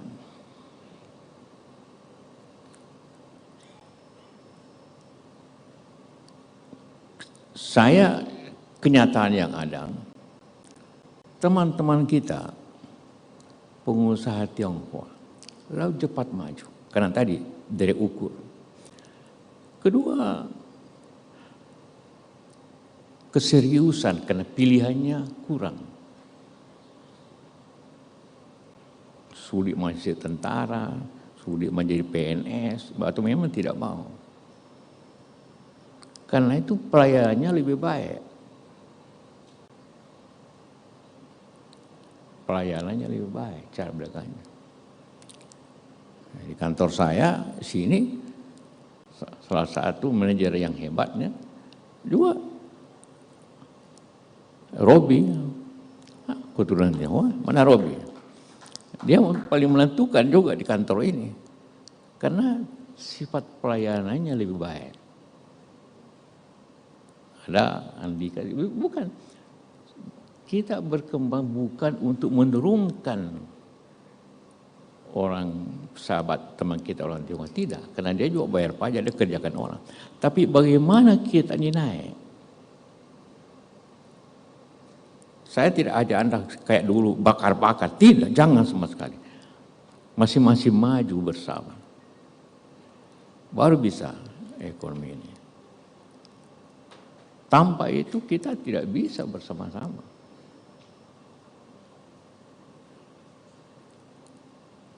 Dan belajar. Jadi saya pernah waktu di Kadin, kita bandingkan. Satu pengusaha, satu orang pribumi, satu Cina. Cina-nya itu restoran Surya di belakang penjual kepiting. Nah, itu pengusahanya Melayu dekatnya situ, warung apa namanya itu dekat Nusa Kambangan. Panggil di Kadin. Masing-masing, apa Pak? Pokoknya kau datang, kau bicara apa yang kau buat.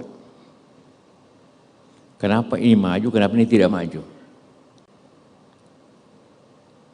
Nah, saya suruh dulu yang pribumi. Kau kerja apa Pak? Saya kerja Pak di itu, di sipil, di tentara. Kenapa kok? Jadi kau urus, kau punya restorannya kapan? Ya kalau pulang kantor. Yang satu kenapa? Oh ya, restoran Pak yang penting belanjanya harus kualitasnya bagus. Dan jam 12 orang waktu makan kita hadir di restoran. Perhatikan. Jauh bedanya. Satu berpikir double, ingin tetap bekerja di PNS, tapi ingin juga punya warung. Satu fokusnya. Jadi artinya ingin saya mengatakan, mau berhasil itu harus ada fokusnya. Jangan berbuat salah seperti saya, itu kan cukup pun saya bikin. Macam-macam. Nah, melihat kemudian mari kita ke depan. Apa ekonomi dunia ini ke depan? Semua orang bicara ekonomi dunia digital, ini e-commerce. Tapi sekarang yang berjatuhan, ekonomi ini yang berjatuhan. Google saja pecat pegawainya 14.000. Twitter, di Jakarta Gojek rugi terus. Triliunan ruginya. Ini tidak akan berlangsung lama. Orang akan kembali ke real business. Apa krisis dunia ini yang terjadi? Dua selalu ditakutkan. Makanan dan energi. Semua tidak bisa diselesaikan dengan digital. Semua diselesaikan dengan real bisnis, tanam, kasih pupuk yang baik, baru suatu negara bisa hidup. Energi harus belajar energi. Kembali ke real bisnis, real produksi, added value, bukan value yang dibuat-buat.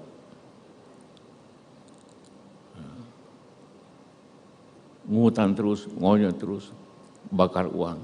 Itu model tahun 2000. Sekarang totally akan berubah pada masa datang. Kembali kepada nilai tambah yang benar. Lihat harga saham. Hampir semua saham daripada e-commerce apa itu jatuh. Tapi bisnis energi yang benar, bisnis makanan yang baik, itu naik. Nah, apa kita di sini? Kita tidak punya tambang.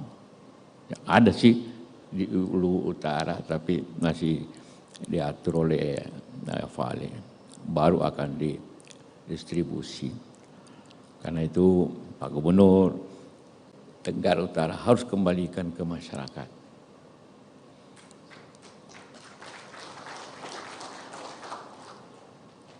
Supaya jangan terulang lagi yang lebih besar konflik apa yang terjadi di Morowali. Kenapa Morowali terjadi konflik? Pertama, keselamatan kerja yang kita baca. Kedua, kesejahteraan. Kerja keras, jadi orang tahu semua nikel itu untungnya besar, tapi gajinya tetap UMR rakyat biasa. Ketidakadilan, karena tenaga kerja Cina gajinya 4-5 kali dibanding lokal.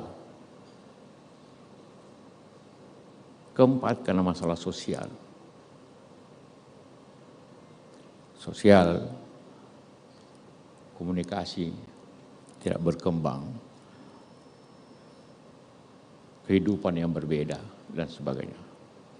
Supaya ini tidak terjadi, tidak berarti mereka harus pulang, harus berhenti, tapi kita harus maju. Jangan kekayaan itu hanya kita mendapatkan upah murah, kan?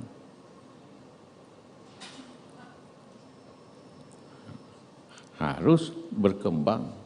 Karena itu kita bicara dengan Amran, pokoknya dari tambang ke smelter ke produk akhir. Harus kita pengusaha mulai masuk ke situ. Jangan begitu ada orang asing kita kasih karpet merah. Wah, hebat, ada investasi dari Cina, dari Inggris, dan macam-macam. Selalu pandangan pemerintah harus dirubah. Kita bikin listrik, investasinya lebih 10 triliun. Tidak ada presiden yang mau datang melihat dia. Saya undang SBY, nantilah. Akhirnya baru kemudian, sama berhenti nih Pak Jokowi. Datang pergi lihat, ini jangan hanya orang asing dibangga-banggakan. Kita juga bisa. Baru datang.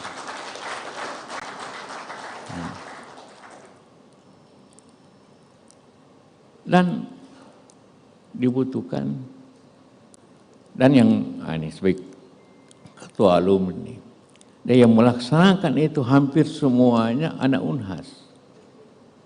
Kenapa? Anak ITB, anak UI tidak tahan kerja di gunung 5 tahun.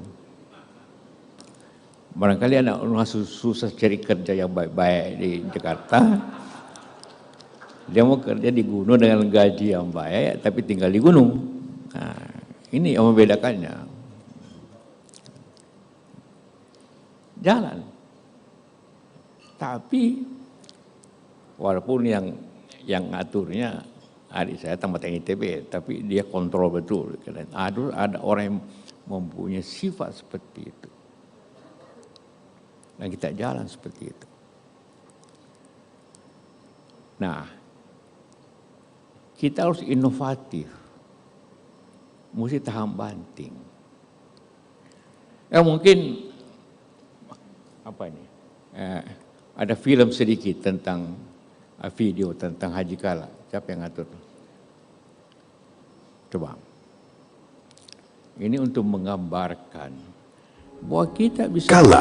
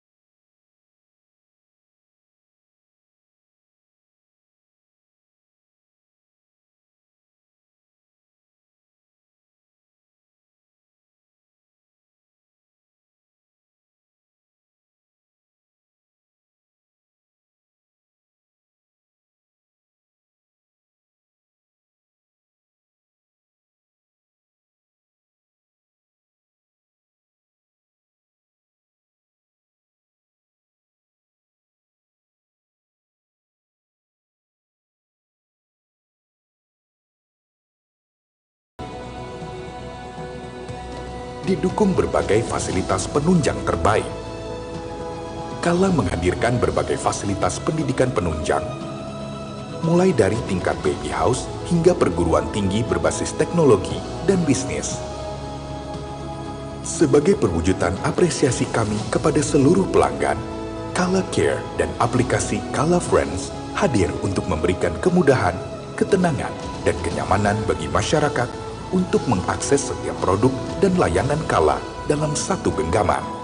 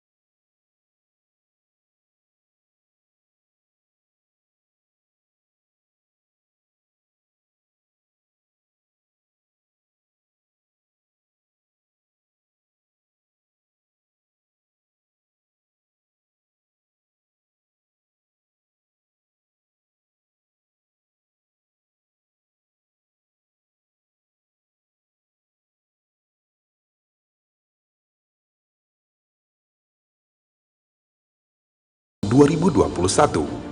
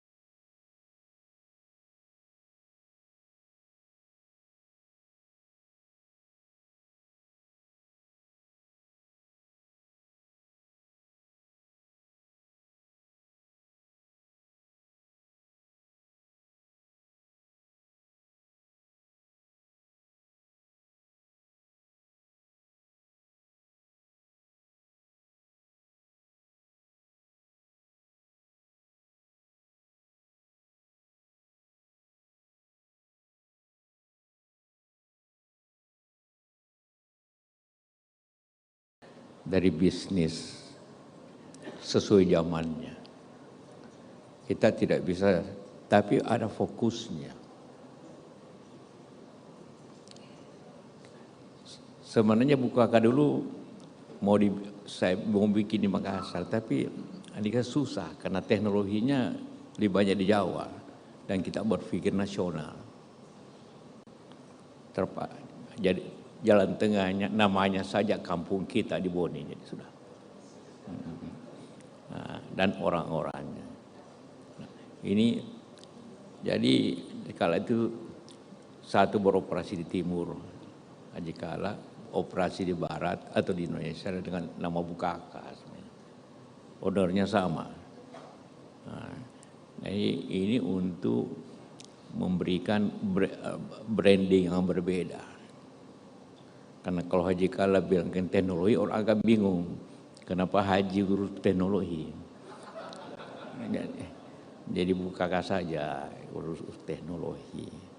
Tapi semua dengan percaya diri.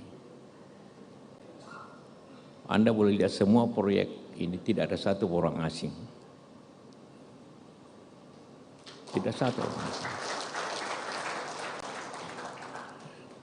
Satu kesamaannya, tidak satu pun orang pemerintah percaya.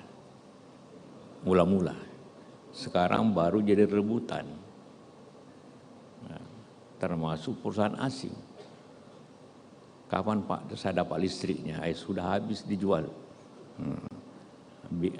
Sedang dibikin tunggu 4 tahun lagi. Artinya inovasi itu adalah suatu yang mutlak. Konsistensi, keteguhan, tapi teknologi yang benar dan lihat pasar ke depan. Lihat pasar ke depan, baru bisa kita lakukan itu. Dan yang sangat penting, kenapa saya undang, bagaimana kita tidak terulang generasi 50-an, 60-an yang berhenti hanya satu generasi. Dan yang bisa meneruskan itu Anda semua.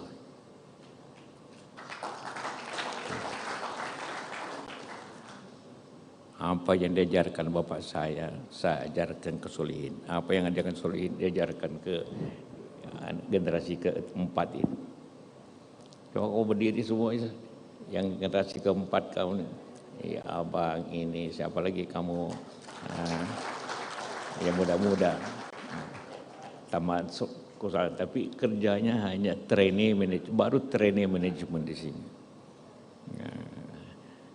Jadi disiapkan, bukan nanti kau jadi polisi, mau jadi tentara, mau jadi itu urusanmu ialah lahir dari bisnis ke bisnis.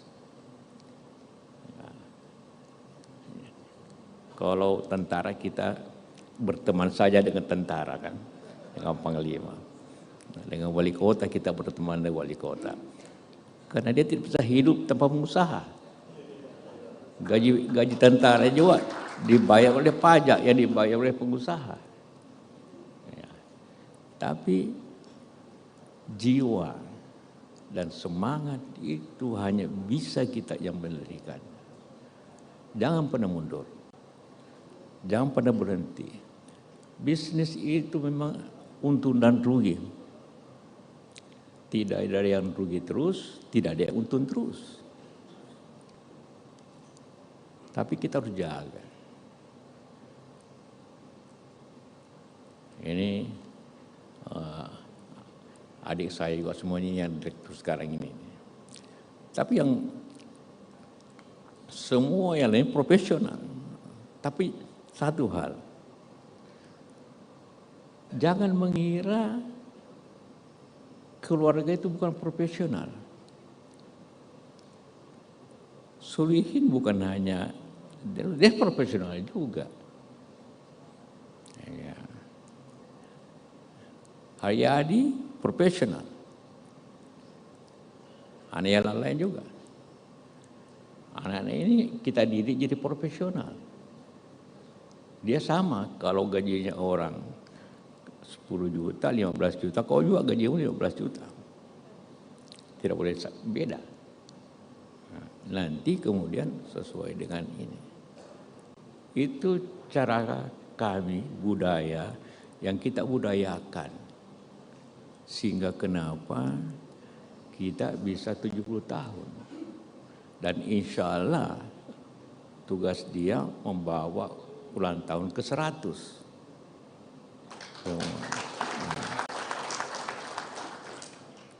Semua ini. Karena itulah mudah-mudahan upaya semua, semangat semua kita semua. Dan karena saya ingin ulangi, Sulawesi Selatan ini tidak sekaya daerah lain. Maka kita harus kaya dari otak dan semangat.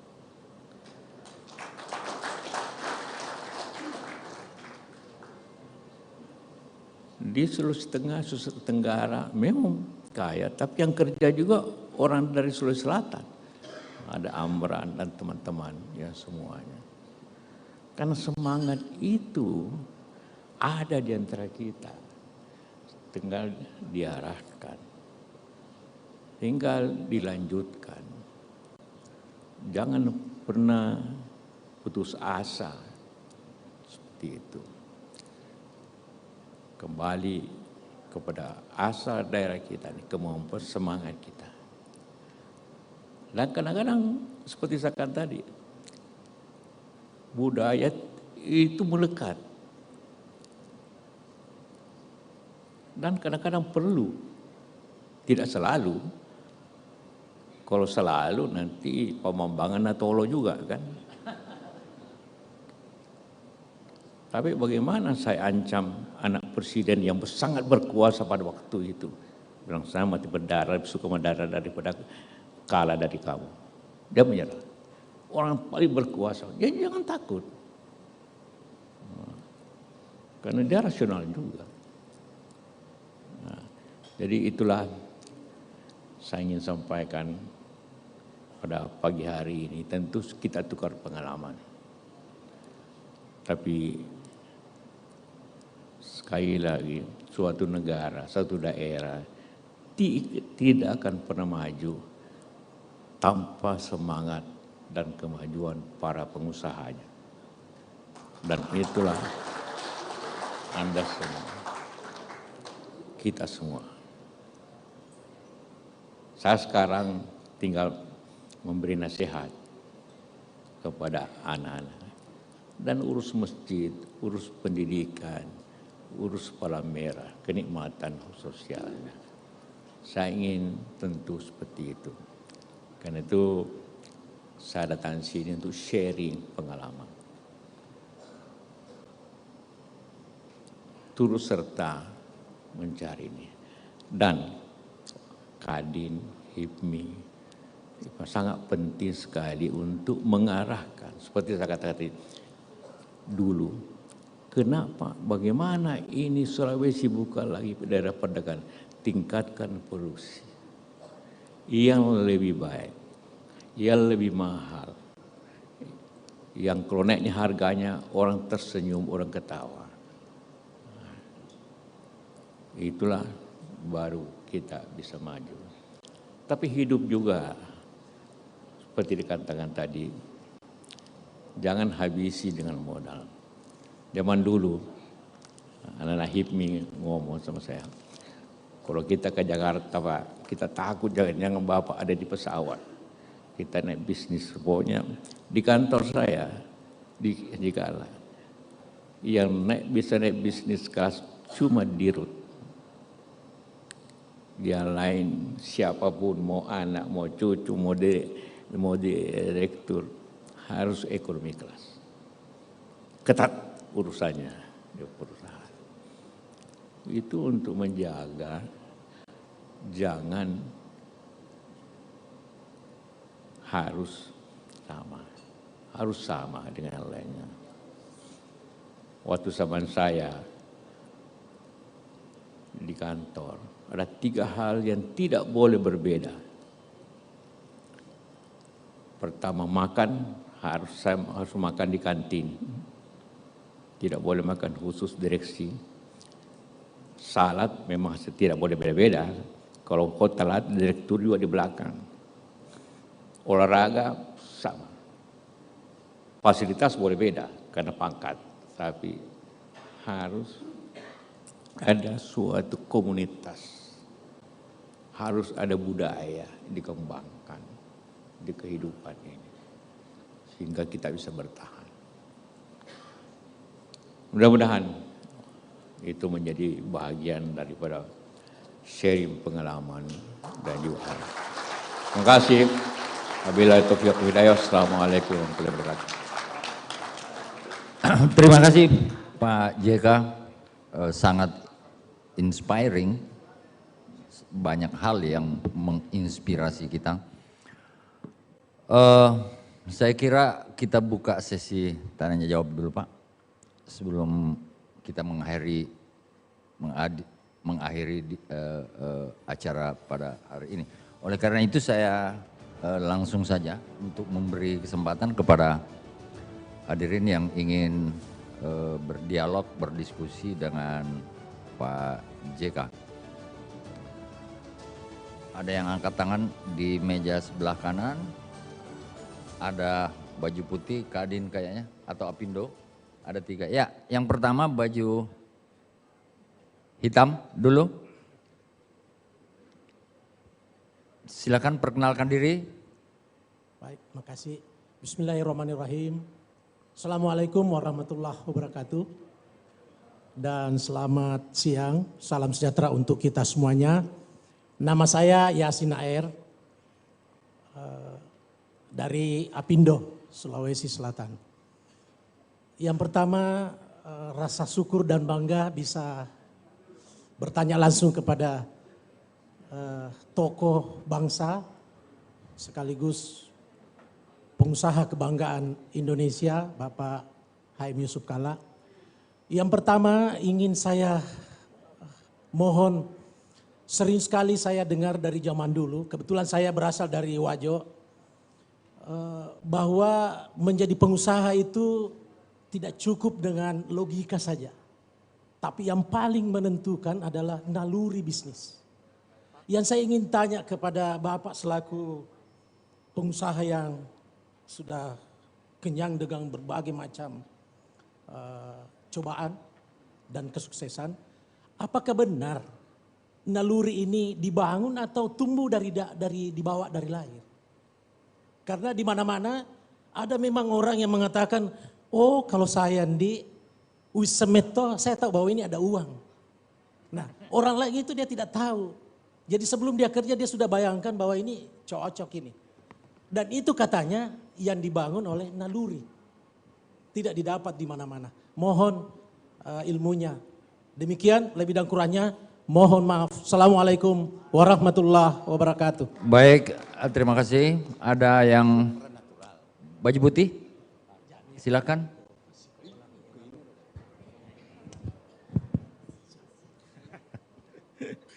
Bismillahirrahmanirrahim. Assalamualaikum warahmatullahi wabarakatuh. Nama saya Darwis Pak, dari Apindo Sulsel juga. Pak, 4 hari yang lalu, ini prolog sedikit Pak.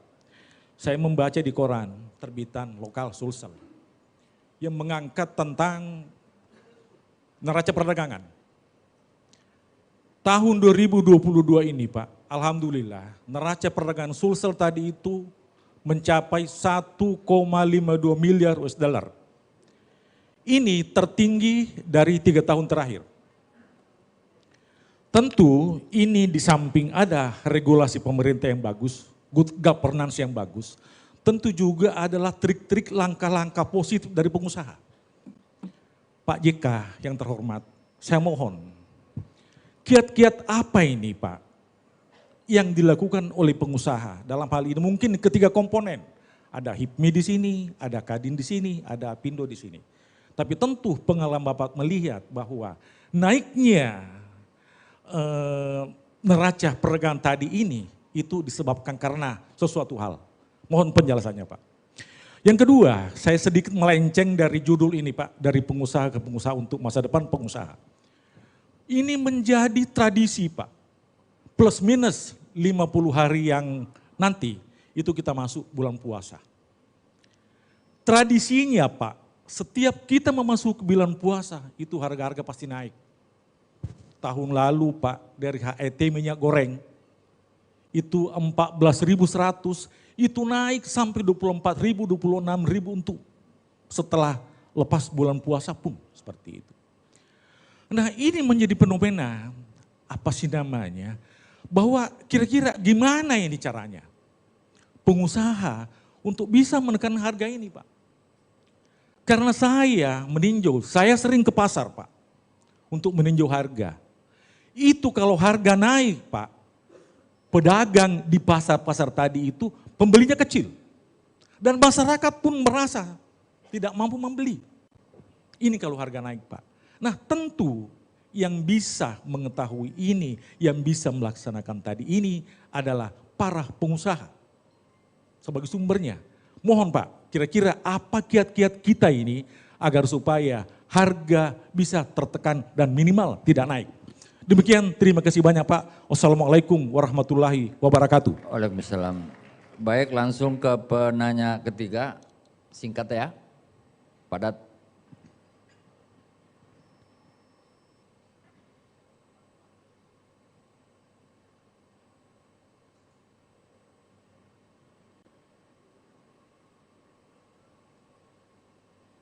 Tes. Udah ada. Coba. Tes. Ada. Oh, ya. Bismillahirrahmanirrahim. Assalamualaikum warahmatullahi wabarakatuh. Ya, saya Taufik Haris Rahmat Pak dari CV Rahmat R8 Group, juga mewakili Imam Makassar. Simpel saja pertanyaannya Pak. Jadi saya ini tadi disebutkan oleh Pak JK, ada pengusaha, salah satu pengusaha yang namanya Lapangka, tidak direncanakan Pak.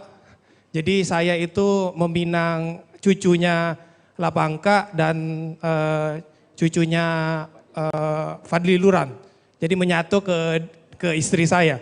Jadi mudah-mudahan ada turunannya lah. Seperti itu. Dari pertanyaannya simpel saja Pak. Kalau kami dari CV Rahmat, anaknya ada 8, Bapak. Anaknya baru 8, ya. Terus turun ke cucunya itu sudah jadi, nanti mungkin jadi R35 Pak. Sekarang jadi R8, dulu nanti cucunya ada 35. Yang pengen saya tanyakan sebenarnya simpel, adalah bagaimana memilih kandidat. Daripada cucu-cucu ini kan ada 35 Pak. Bagaimana nantinya memilah gitu, yang mana yang terbaik, nama yang sesuai, dan bagaimana para saudara-saudara ini tidak baper Pak, bahasa kerennya, Tidak baper karena ada pasti anaknya yang akan terpilih, ada anaknya yang tidak terpilih. Kita pasti pengennya bahwa seperti perusahaan Kala bisa sampai 70 tahun, bisa 100 tahun seperti perusahaan-perusahaan yang lain. Saya kira itu saja dari saya. Terima kasih banyak. Assalamualaikum warahmatullahi wabarakatuh. Baik, terima kasih Pak Taufik. Ada 3 penanya Pak. Bapak silakan jawab dulu. Ya, terima kasih. Tadi dia ada 3 pertanyaan yang bagus. Pertama, memang juga dalam bisnis ini ada faktor laki, ada kalau bahasa Cinanya hoki. Kalau agama selalu pakai ikhtiar, kemudian mendapat faedah gitu kan. Jadi di samping ikhtiar, tentu juga doa dan sebagainya sangat penting sama dengan laki itu. Tapi laki juga seperti saya katakan tadi, kami rugi di Telkom. Tapi justru setelah itu berpikir apa yang berbeda yang bisa tahan. Jadi tidak faktor naluri juga faktor bicara juga logikanya, teknologinya dipikirkan, zamannya. Karena naluri saja tidak cukup. Naluri penting, tapi tidak cukup. Harus digabungkan dengan faktor yang lainnya seperti itu. Kedua, soal neraca perdagangan. Memang kita surplus akibat naiknya harga seperti batu bara, nikel ataupun yang lainnya. Sehingga tapi kemudian akibat penurunan ekonomi impor menurun. Tetapi tidak tercermin surplus itu di cadangan devisa. Naik surplus, tapi cadangan devisa menurun. Artinya apa? Devisa itu keluar. Baik ekspornya simpan di Singapura ataupun seperti di Morowali ya kembali ke Cina. Jadi inilah karena saya katakan tadi, kita welcome kepada investor asing, tapi kita juga jangan semuanya kita serahkan, kita harus berusaha lebih baik lagi. Baru kita ada keseimbangannya. Nah, kemudian kalau bulan puasa, ini suatu hari sidang kabinet. Presiden menanya Menteri Perdagangan, kenapa ini harga telur naik, harga daging naik, harga ayam naik? Semua pada ini kita usahakan. Terus saya bilang begini, kita ini kan dapat hadiah lebaran, kita dapat keuntungan THR. Ya pedagang sayur juga, pedagang ikan, pedagang telur, THR-nya dengan harga naik, baru adil. Nah, jadi jangan terus-terus pembicaranya bagaimana menekan harga. Sama dengan Menteri Pertanian, kalau harga beras ditekan terus turun, bagaimana petani? Ya. Bagaimana? Jangan hanya memikir orang kota, pikir juga petani. Harga sayur naik, iyalah. Harga cabai naik, iya kan perlu juga anaknya sekolah macam-macam. Jangan selalu berpikir sepihak. Jangan pemerintah, memang tugas pemerintah menstabilkan, tapi sekali setahun kasihlah hadiah lebaran juga untuk para petani. Dengan naik harga, tidak apa-apa. Langsung pembicaraan semua ketawa, berhenti sidang kabinet. Sudahlah. Tidak usah tekan-tekan itu harga. Nanti Pak Wapres marah pula kalau kita tekan harga. Nah, ya sudah. Berhenti aja. Hanya sekarang tidak lagi terlalu keras. Dulu naik harga sedikit marah. Tapi naik harga baju tidak marah. Jadi memang petani tidak bisa jadi makmur kalau begitu cara kebijakannya. Nah, seperti itu. Anandani Taufik, Haji Pangka itu sahabat bapak saya, ibu saya, apalagi Pak Fadli Luran. Pak Fadli itu ketua IMIM, saya sekretarisnya, ketua Dewan UMI, saya wakil ketua. Saya tidak mau dia lebih senior saya, selalu hanya mewakili, tapi saya yang kerja. Sebelum saya yang kerja bapak pidato. Nah, itu jadi senang. Tapi sayang betul usaha beliau ini kontraktor percetakan zaman dulu tidak jalan lagi. Nah, tadi Anda bagaimana meneruskan? Harus ada reward. Ya. Yang bekerja tentu harus diatur sebelumnya.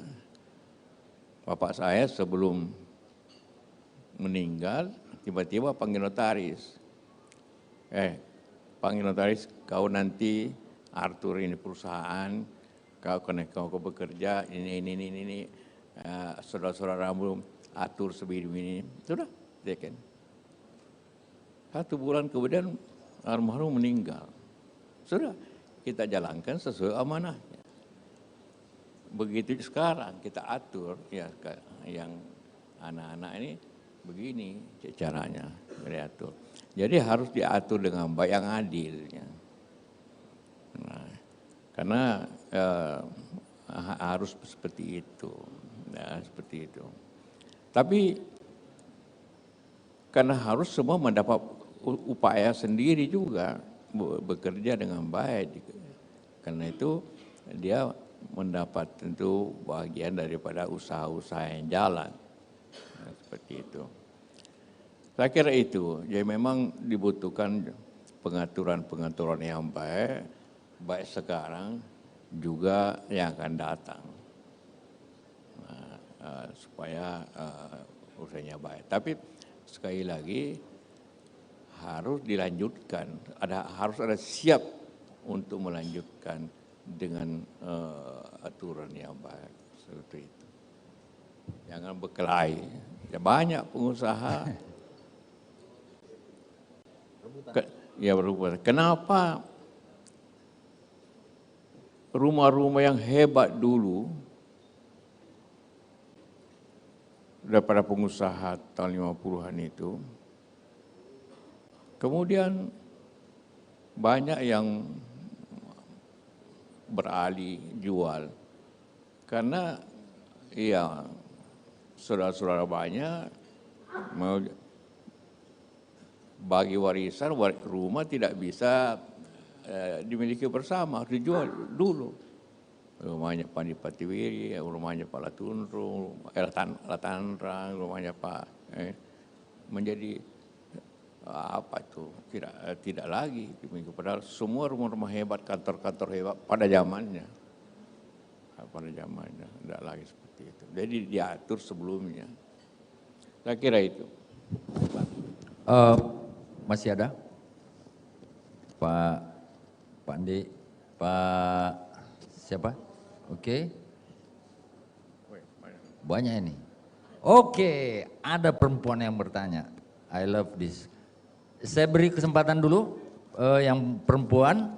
Tadi sudah ada 3 perempuan. Silakan Ibu yang angkat tangan.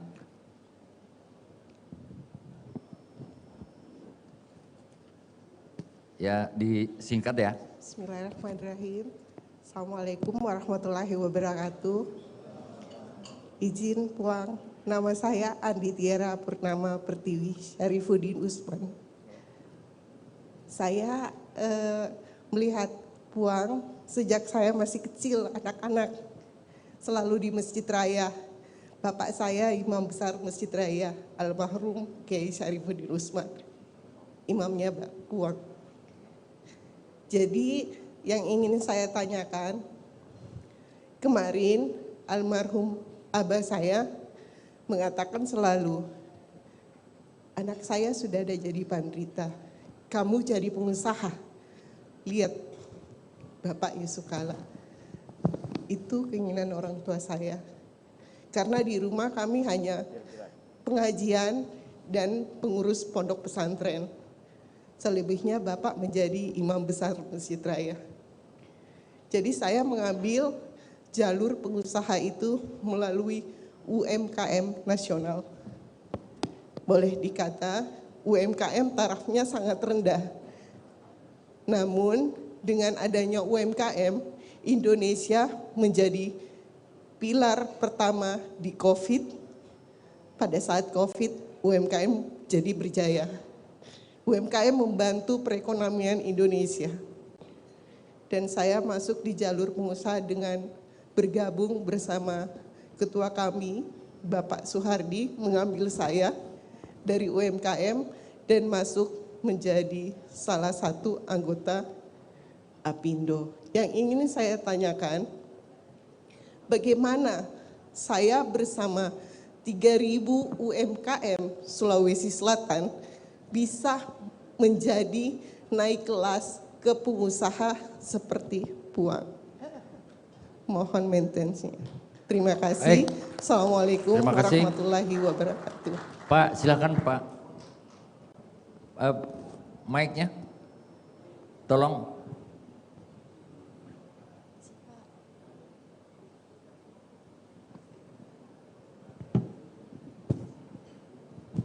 Terima kasih. Assalamualaikum warahmatullahi wabarakatuh. Puan JK yang saya hormati dan para hadirin, mungkin ada yang bertanya, Pak Andi kok panggil Puang kepada Pak JK ini? Jadi biar tidak jadi pertanyaan. Jadi perlu diketahui sebelum saya menyampaikan pertanyaan, beliau ini dengan bapak kandung saya, kebetulan bapak kandung saya seumuran waktu itu di Bone, mungkin bayi. Jadi bapak saya pernah menyusui ke Haji Atira almarhum. Jadi waktu itu sejarahnya sekitar tahun 40-an di Bone, karena waktu itu kakek saya masih di Bone dan lahirlah bapak saya Andi Bosawang Panyuki. Jadi saya pantas memanggil beliau adalah Puang JK, jadi gitu. Jadi mungkin dari mungkin ada yang tanya, kok Pak Andi sekelas Pak Andi? Oh bukan, ini bapak saya, beliau ini bapak saya dari dulu. Puan JK, terima kasih. Kalau ini judul mungkin dari pengusaha ke pengusaha ada kurang satu variabel. Kalau bisa dari pengusaha ke pengusaha jadi penguasa, karena sudah dibuktikan ke beliau ini pernah jadi wakil presiden 2 kali, tidak gampang. Nah, mungkin tantangan bagi pengusaha sekarang. Saya mungkin bukan pengusaha, hadir di sini hanya mau sharing sebagai inspirasi saya. Siapa tahu bisa jadi visi misi saya ke depan udah disampaikan. Wah luar biasa. Ini masukan dari saya. Mohon maaf Puan JK, tadi disampaikan luar biasa. Kalau di militer itu setingkat Sesko TNI, kita selalu membuat tulisan tuh ada konsepnya, ada konsepsi, strategi dan metode. Tadi beliau sudah menjelaskan, saya menyimak dari tadi, wah luar biasa beliau ini. Kenapa saya katakan? Salah satu strategi tadi dibilang harus semangat. Semangat yang dilandasi dengan kerja keras dan pantang menyerah. Beliau menceritakan tentang bagaimana beliau pernah juga jatuh. Ya, ada usaha-usaha tukang cukur, terus kakak sintel. Dan saya pernah buktikan, waktu itu mungkin Puan JK lupa, saya pernah menghadap ke beliau, ya, membawa anak pejabat. Waktu itu anak pejabat membawa perusahaan dari Australia bekerja sama dengan Jerman, negara Jerman. Mungkin beliau masih ingat, waktu itu masih buka Kasintel, baru-barunya Bapak baru mengawali. Dan anak pejabat ini menginginkan istilahnya mengambil sedikit lah, ataupun kerjasama dengan buka Kasintel pada saat itu. Dan saya bertiga menghadap di kantor beliau di Pasar Sentral itu. Tadinya saya sudah ragu-ragu, kira-kira apa yang terjadi nih. Tapi di situ saya lihat kehebatannya Puan JK. Begitu disuruh duduk, silakan duduk. Beliau menjelaskan secara rinci dalam bahasa Inggris. Dan saya menyimak, saya terkesan, wah luar biasa. Puan, begitu pulang itu Puan, itu angkat tangan itu orang Jerman sama orang Australia, sama anak pejabat itu. Langsung dia bilang, waduh kita nggak bisa bergabung ini kalau seperti ini. Manajemennya yang diterapkan Puan JK. Di mana di situ diantaranya harus fokus supaya profesional. Artinya tadi kan ada 3 variabel strateginya. Semangat, fokus, kemudian kebijakan pemerintah untuk membangun usaha ini. Jadi saya luar biasa hari ini dapat inspirasi dan mungkin jadi visi misi saya nanti. Kemudian Bang JK, pertanyaan saya sedikit tadi menyinggung bahwa dulu ada 40 lebih pengusaha di zaman-zaman 60-an lah. Termasuk mungkin Bang JK, saya punya bapak, ada namanya PT Boneloid dulu. Ya punya kapal banyak. Ya ini tuh diketahui. Tapi ya saya maklum bahwa di zaman itu mungkin keturunan ini nggak mungkin bisa berlanjut karena ya namanya juga anak raja ya mungkin hidupnya maunya glamor. Makanya saya masuk tentara Pak. Saya langsung bantu setir daripada saya ini hancur juga ini. Tapi jadi tentara lah saya bisa jadi panglima di sini. Pertanyaan saya begini Pak. Apakah dulu itu ada persaingan? Karena apa? Filosofi kalau kita orang asing, terutama orang Tionghoa ini, kalau kita lihat, itu kan tadinya saya pernah punya teman, dia hanya makan bubur. Satu hari itu bisa, kalau bubur itu dikasih kaki ceker ayam aja, dimasak kaldunya. Kemudian dibagi-bagi. Orang nggak punya, tapi dia saling membantu. Hasilnya satu sama lain saling membantu. Akhirnya boleh dikata ya saudara-saudara kita dari Tionghoa ini jauh lebih maju dengan kita.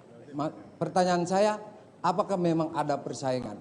Kemudian yang kedua, apakah tidak saling mendorong, membantu agar para pengusaha seperti Bapak ini sukses, yang lain kok ketinggalan? Saya kira itu aja Pak. Terima kasih Puan JK. Assalamualaikum warahmatullahi wabarakatuh. Izin Bapak Moderator. Tabe. Bismillahirrahmanirrahim. Assalamualaikum warahmatullahi wabarakatuh. Tabe Pak JK, perkenalkan nama saya Mas Hur, mantan Rektor ITB Nobel. Sekaligus juga Sekretaris Dewan Pakar Apindo.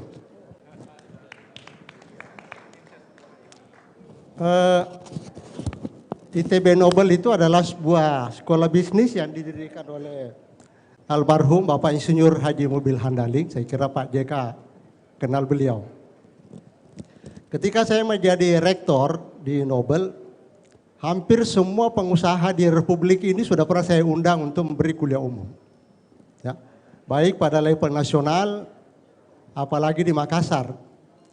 Saya pernah mengundang Pak Ciputra, Pak Herul Tanjung, ya, Pak James Riyadi, Pak Sofian Wanandi, dan banyak lagi saya tidak bisa hafal.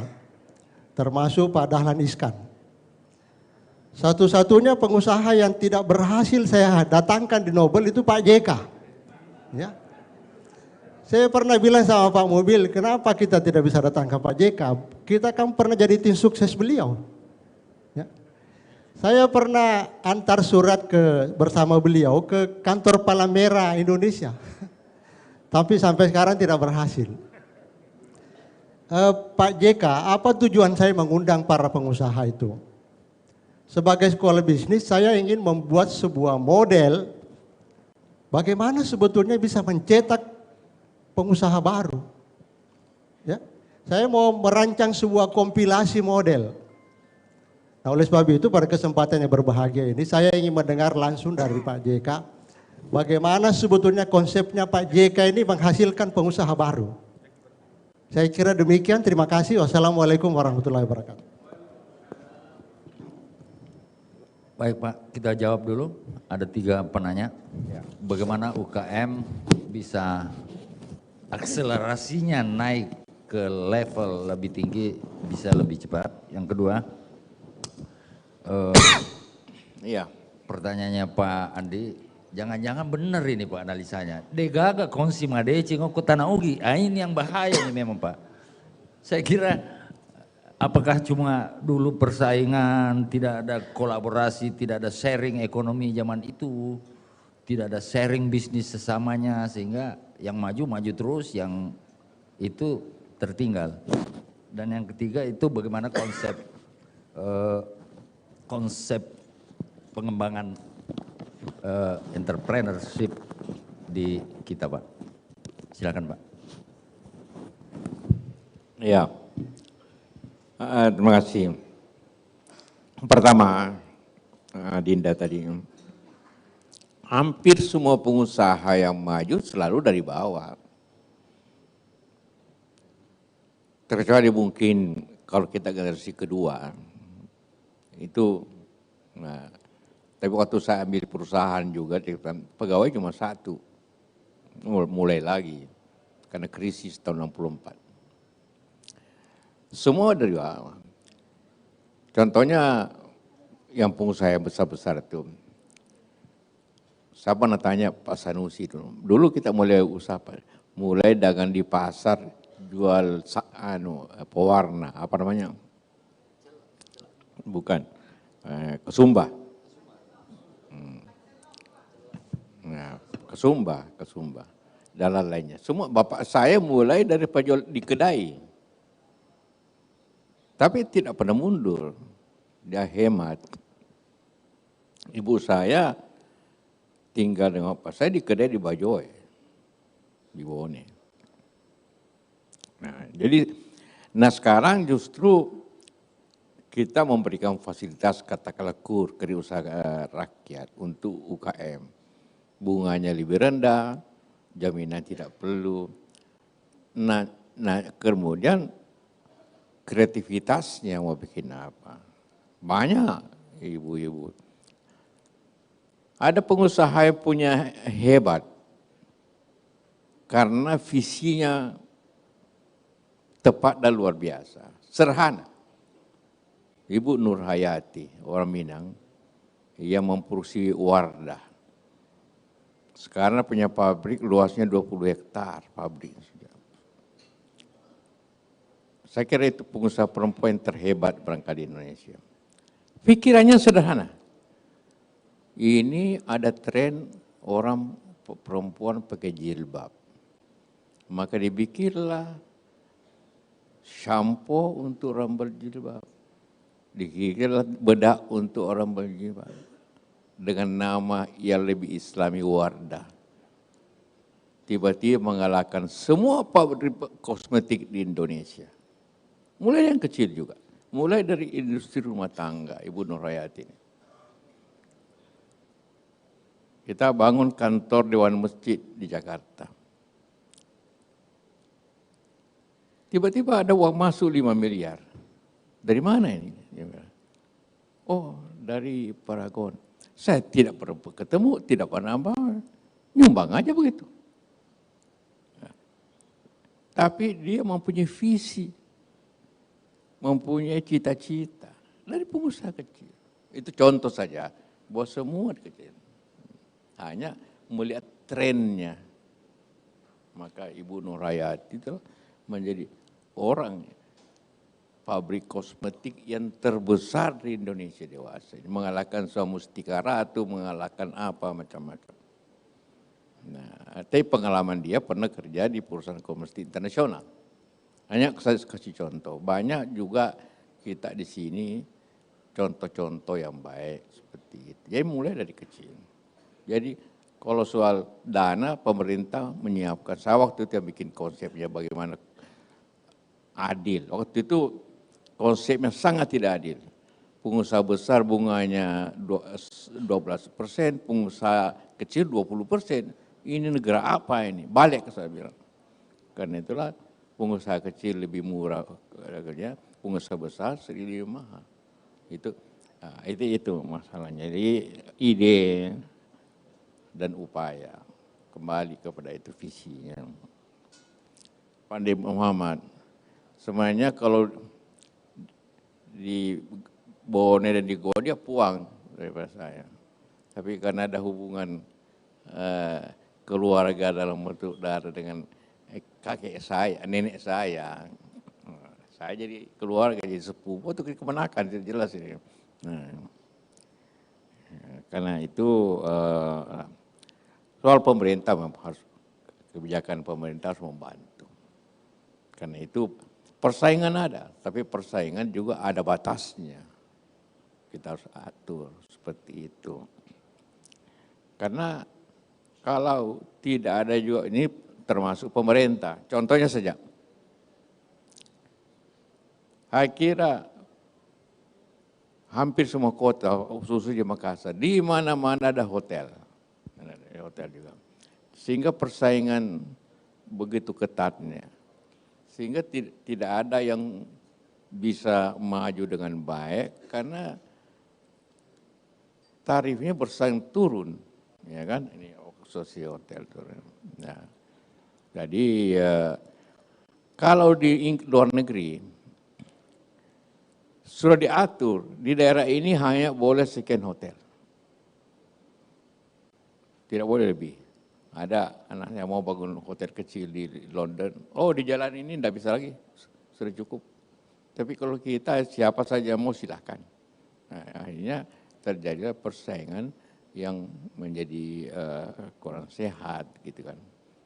Tapi kita juga punya, akhirnya tahu semua, mall yang pertama di Makassar saya bikin waktu itu kan. Itu karena pikiran bahwa nanti orang akan ingin menikmati membelanja dengan sambil menikmati belanja dan lebih efisien. Maka dibutuhkan sistem yang lebih baik mall itu. Kita bikinlah tahun berapa itu? 90-an ya? 2000. 23 tahun lalu. Kita sudah pikir. Alhamdulillah sekarang bikin lagi satu. Jadi kita juga membangun dengan melihat pasar ke depan gimana cara masyarakat itu berperilaku. Nah, memang bisnis itu bersaing. Tidak bersaing itu ada 3 hal yang dipersaingkan. Pertama yang lebih baik, kedua yang lebih murah, kemudian yang lebih cepat. Walaupun barangnya baik tapi mahal, laku juga. Walaupun murah tapi tidak baik kualitasnya, tidak laku juga. Harus 3-tiganya. Ya lebih baik, kemudian ya lebih murah, dan ya lebih cepat. Ya. Soal teman-teman kita Tionghoa, seperti sudah jelaskan tadi, punya kelebihannya dalam melayani, dalam sama kita dulu waktu hotel. Jangan lupa hotel yang pertama yang katakanlah orang bilang internasional itu dulu sederhana sekali. Kalau ada AC-nya, ada air panas dingin, pakai karpet, orang sudah bikin hotel internasional. Yang pertama bikin Raodah, kan? Pak Haji asyik, tapi juga habis juga, gitu, padahal dia pelopor, karena tidak menjaga persaingan tadi itu, kualitas itu. Sama juga saya, mati juga, karena konsepnya sederhana. Kenapa Sahid mati? Tidak ada tempat parkirnya, kesalahan arsitek, sehingga bikin pesta orang susah. Jadi banyak hal sosial kecil, kadang-kadang detailnya, kadang-kadang kita tidak mempelajari detail-detail itu. Jadi persaingan itu memang suatu hal yang aneh. Syukur, terima kasih, minta maaf. Saya di IPB dulu pernah anggota wali amanah IPB. 5 tahun saya wali amanah IPB. Jadi dengan IPB saya sering rapat justru di sana. Mungkin pada waktu itu. Saya wali amanah di IPB, di UI, IPB, apalagi di UNHAS. Di UNHAS itu saya Dewan Penyantun sampai wali amanah kira-kira ada 30 tahun. Jadi lama sekarang ketua alumni juga hampir 25 tahun baru diganti sama Saudara Amran. Ya, karena sudah terlalu lama saya. Saya kira ketua alumni bagi 25 tahun. Itu juga tidak ada yang mau ganti. Hampir semua organisasi yang saya masuki kesulitan orang mengganti. Sampai saya capek. Ketua Palang Merah umurnya 2 tahun. Tidak ada yang mau ganti. Terpaksa anggaran rasa dirubah. Boleh 3 kali. Saya sendiri tidak mau, tapi tidak bisa. Dewan Masjid juga begitu. Tidak ada yang mau ganti. Ya sudahlah. Kenapa? Ya kita kerja dengan betul, menyapa semua orang dan melaksanakannya, amanah itu. Ya, seperti itu. Jadi insya Allah,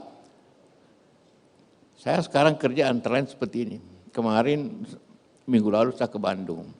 Hadir kira-kira 1.000 pengusaha muda. Tangan di atas. Seharian saya diskusi dengan anak 1.000 orang itu di stadion. Di gedung olahraga di Bandung. Jadi pembinaan pengusaha itu sharing pengalaman hampir di banyak tempat seperti itu. Datang saja. Kalau khususnya generasi muda, orang muda-muda gimana pengalaman. Karena bagi saya yang bisa dibagi pengalaman, sharing itu dan semangat seperti itu.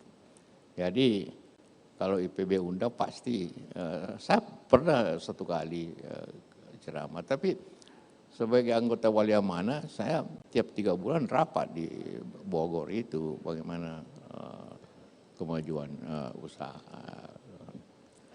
Di beberapa tempat juga seperti itu. Saya kira itu. Baik Pak, saya masih mau, oke, saya kasih satu lagi, baru silakan Pak yang di tengah, Kadin sepertinya.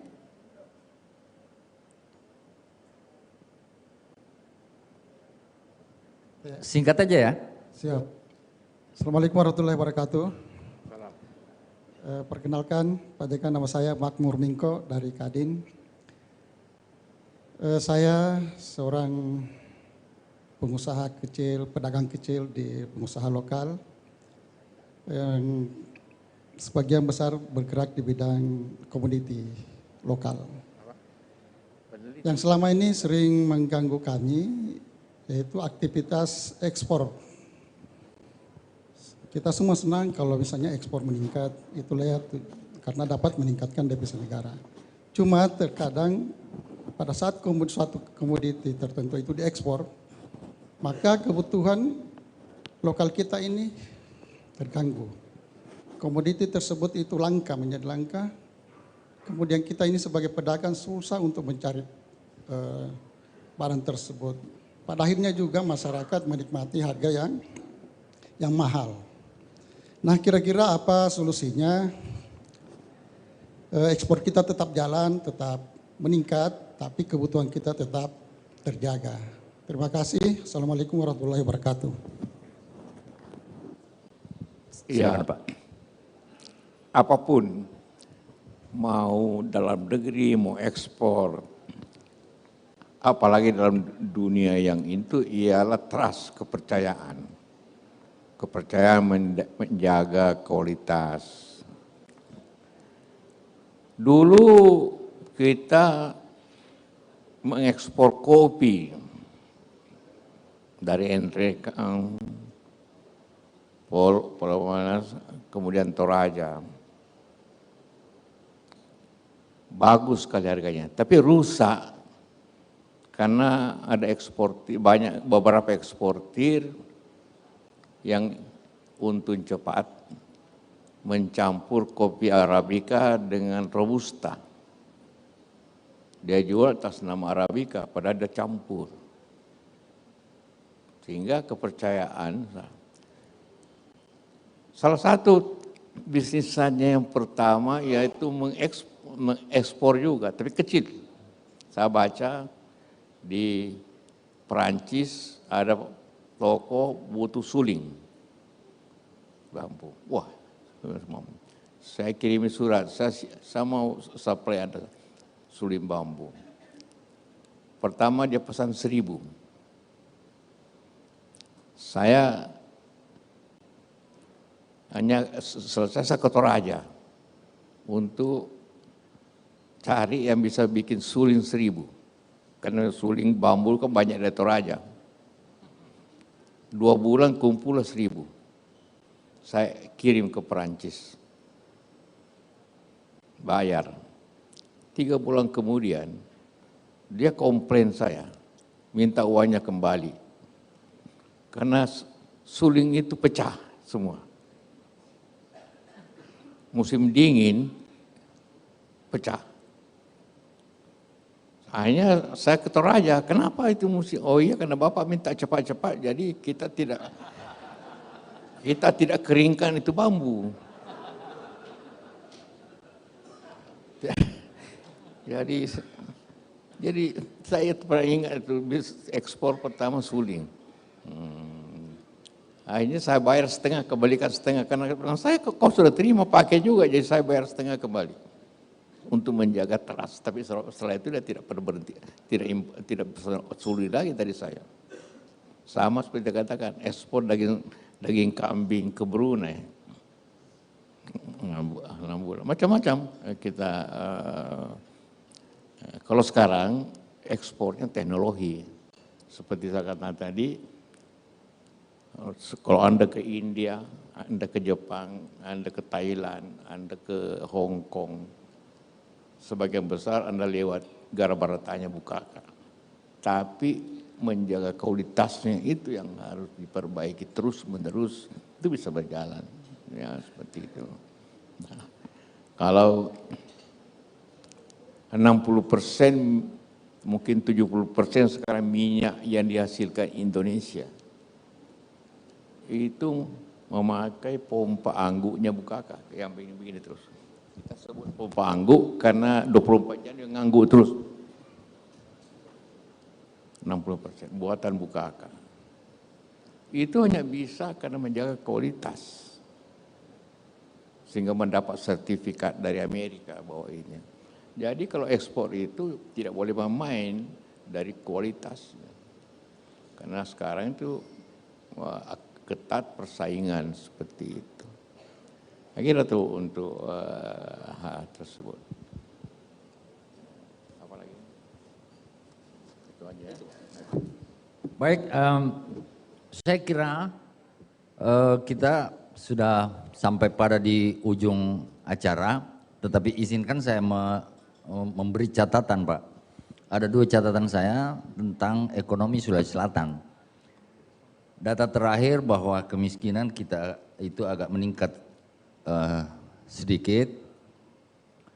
Kemudian inline dengan yang Bapak jelaskan tadi mengenai harga bagi petani, itu nilai tukar petani khususnya sektor pangan kita itu di bawah 100 terus, Pak. Artinya tekor ini pengusaha petani padi kasihan, sektor pangannya. Kemudian ketika kita bicara tadi ada neraca perdagangan yang surplus, sebetulnya jangan kita bangga dengan itu, karena 60% ekspor Sulawesi Selatan itu nikel, Pak. Jadi itu tidak menetes ke masyarakat. Jadi ini perlu menjadi tantangan pengusaha kita sebetulnya, bagaimana dominasi Vale ini di sektor nikel itu bisa diatasi dengan seperti yang Bapak tadi katakan. Dan saya tidak tahu selama krisis itu sepertinya kayak kakao segala macam itu enggak ada ekspor, Pak. Jadi kita kembali harusnya menggerakkan sumber-sumber daya di luar nikel ini, Pak. 60% komponen ekspor kita itu nikel, yang berarti kan bukan pengusaha kita yang dan masyarakat kita yang menikmati. Itu catatan saya tentang perekonomian Sulawesi Selatan. Dan catatan yang lainnya adalah bahwa membangun perusahaan seperti Kala ini memang perlu visioner. Ada visi yang jauh ke depan. Kemudian kalau kita lihat bahwa selama saya sebagai wartawan jurnalis ekonomi dan bisnis selama 30 tahun, bahwa memang Kala ini visioner dan pionir, Pak, sebetulnya. Bisnis Kala ini bisnis yang pionir semua, karena kalau kita melihat bahwa Pak JK dulu memulai impor mobil, dan cerita yang kita dapat, tapi walaupun visioner jangan serakah.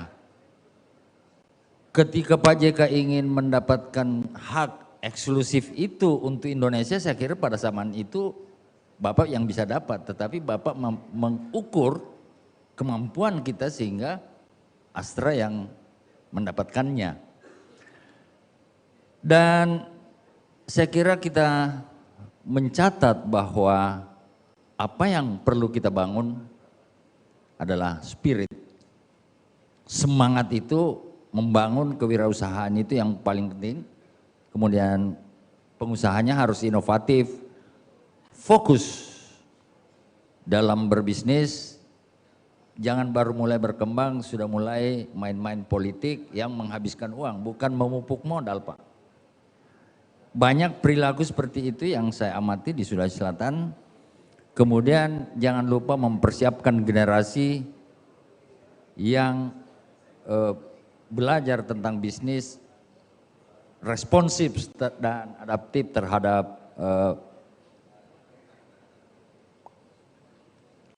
situasi yang berkembang di dunia bisnis. Saya kira itu catatan saya, dan kita sampai di penghujung acara. Mari kita memberi aplaus yang meriah kepada Bapak Muhammad Yusuf Kala.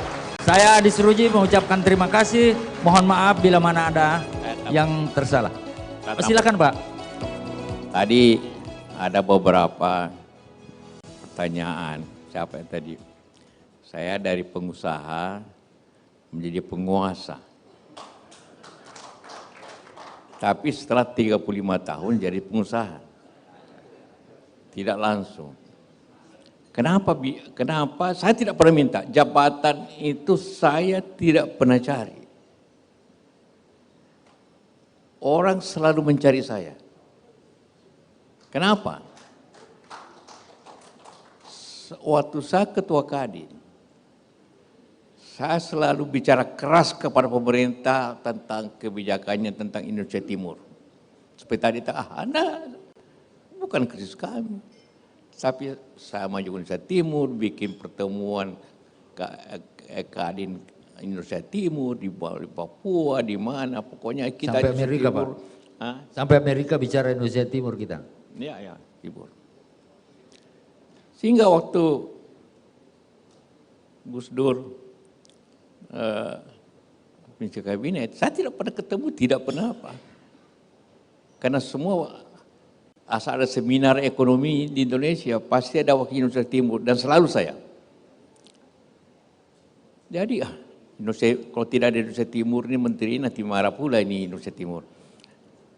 Siapa yang bisa Pak Yusuf itu jadi menteri. Saya tiba-tiba telepon, Bapak jadi menteri. Menteri apa? Menteri Perdagangan, perintah. Ya gue, oke. Jadi tidak pernah lobby jadi apa, tidak pernah. Jadi kemudian jadi Menko. Begitu. Saya sedang olahraga di rumah, tiba-tiba ditelepon oleh Ibu Mega. Pak Yusuf datang ke Jakarta besok, apa? Mau dilantik jadi menteri? Saya jadi menteri apa? Saya tanya Bu Mega. Menko, oh, naik pangkat kalau itu. Ya sudah. Nah, karena waktu perdagangan, walaupun dipecat Gus Dur 6 bulan saja, tapi saya selesaikan. Jadi Wapres juga tidak pernah minta. Hanya selalu, ini mesti gabungan ini dari Jawa, luar Jawa. Dan yang suka bicara keras Indonesia Timur. Jadi kita mesti wakil presiden dari Indonesia Timur. Cari lagi saya. Nah, jadi Wapres lagi. Mau jadi presiden, kalah. Masih susah kita nih dari luar Jawa untuk jadi presiden. Kenapa? Karena 56% pemilih dari Jawa. Bukan orang tidak suka orang luar Jawa, tidak.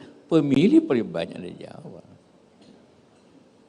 Yang kedua sama juga, saya tidak ketemu Jokowi, walaupun Jokowi saya tidak ketemu Mega, tidak.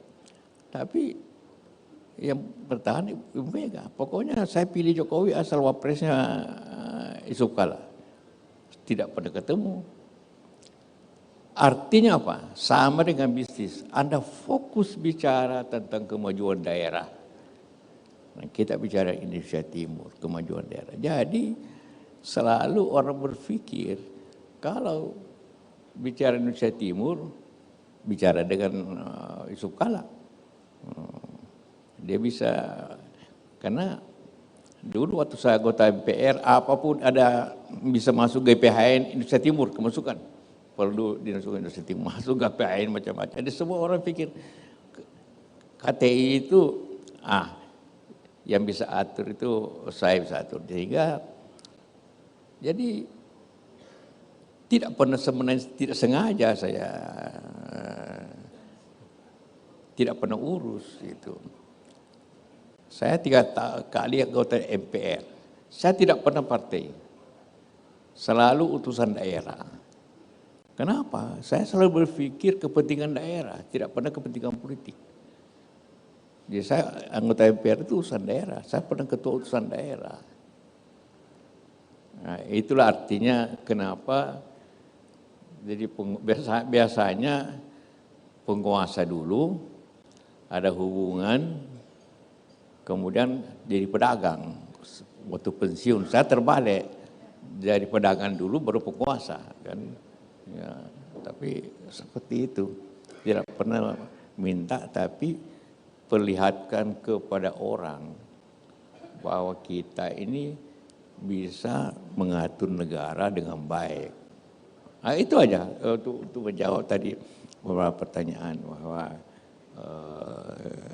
kalau kita mempunyai prestasi, bukan kita mencari, tapi orang cari kita. Saya tidak pernah lobby dengan siapa saja. Saya ketua Golkar juga sederhana. Kalau orang sekarang ketua Golkar, partai itu kampanye kemana-mana. Saya cuma ketua Golkar 5 hari, ketua Golkar. Karena saya bilang SBY, Pak, kita ini cuma partai di pemerintahan ini cuma 30%. Jadi DPR kita bisa kalah. Jadi gimana caranya? Saya ketua Golkar nanti. Bagaimana caranya? Ya gampang. 75% ketua Golkar itu gubernur lah, wali kota lah, ketua DPR lah. Masa tidak pilih wapres? Nah, Ngaral Akbar Tanjung ketua Golkar, saya yang terpilih di waktu 5 hari. Jadi semua juga ada strategi yang, tetapi harus berbuat. Saya fokus bicara Indonesia Timur. Apapun bahasa Indonesia Timur, saya bantain semua orang.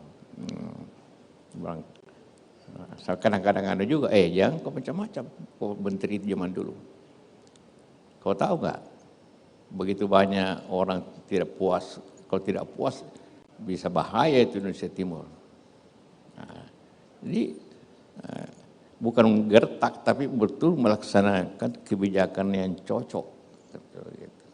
Itu saja kalau hubungan antara pengusaha dengan penguasa. Jadi bikin prestasi dulu, bikin jasa yang baik, kemudian orang akan membutuhkan. Bukan kita yang membutuhkan, orang akan membutuhkan. Seperti itu. Akhirnya itu yang saya Baik, luar biasa. Tepuk tangan sekali lagi untuk Bapak HM Yusuf Kalla.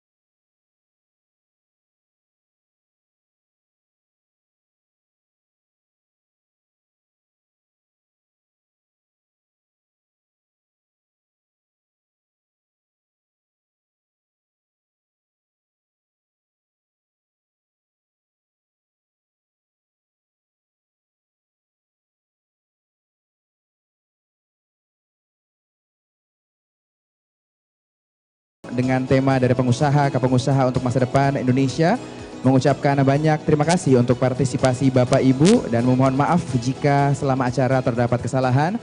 Wabillahi taufiq wal hidayah. Wassalamualaikum warahmatullahi wabarakatuh. Kami menginformasikan juga untuk Bapak Ibu para tamu undangan, silakan menikmati santap siang yang berada di pre-function Sauraja Ballroom, tepatnya di area luar Sauraja Ballroom.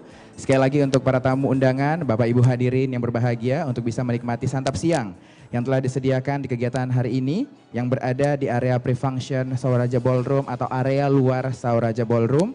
Sekali lagi perhatiannya untuk bisa menikmati santap siang yang berada di area Sauraja Ballroom. Maksud Romi di area luar Sauraja Ballroom yaitu di pre-function Sauraja Ballroom. Terima kasih.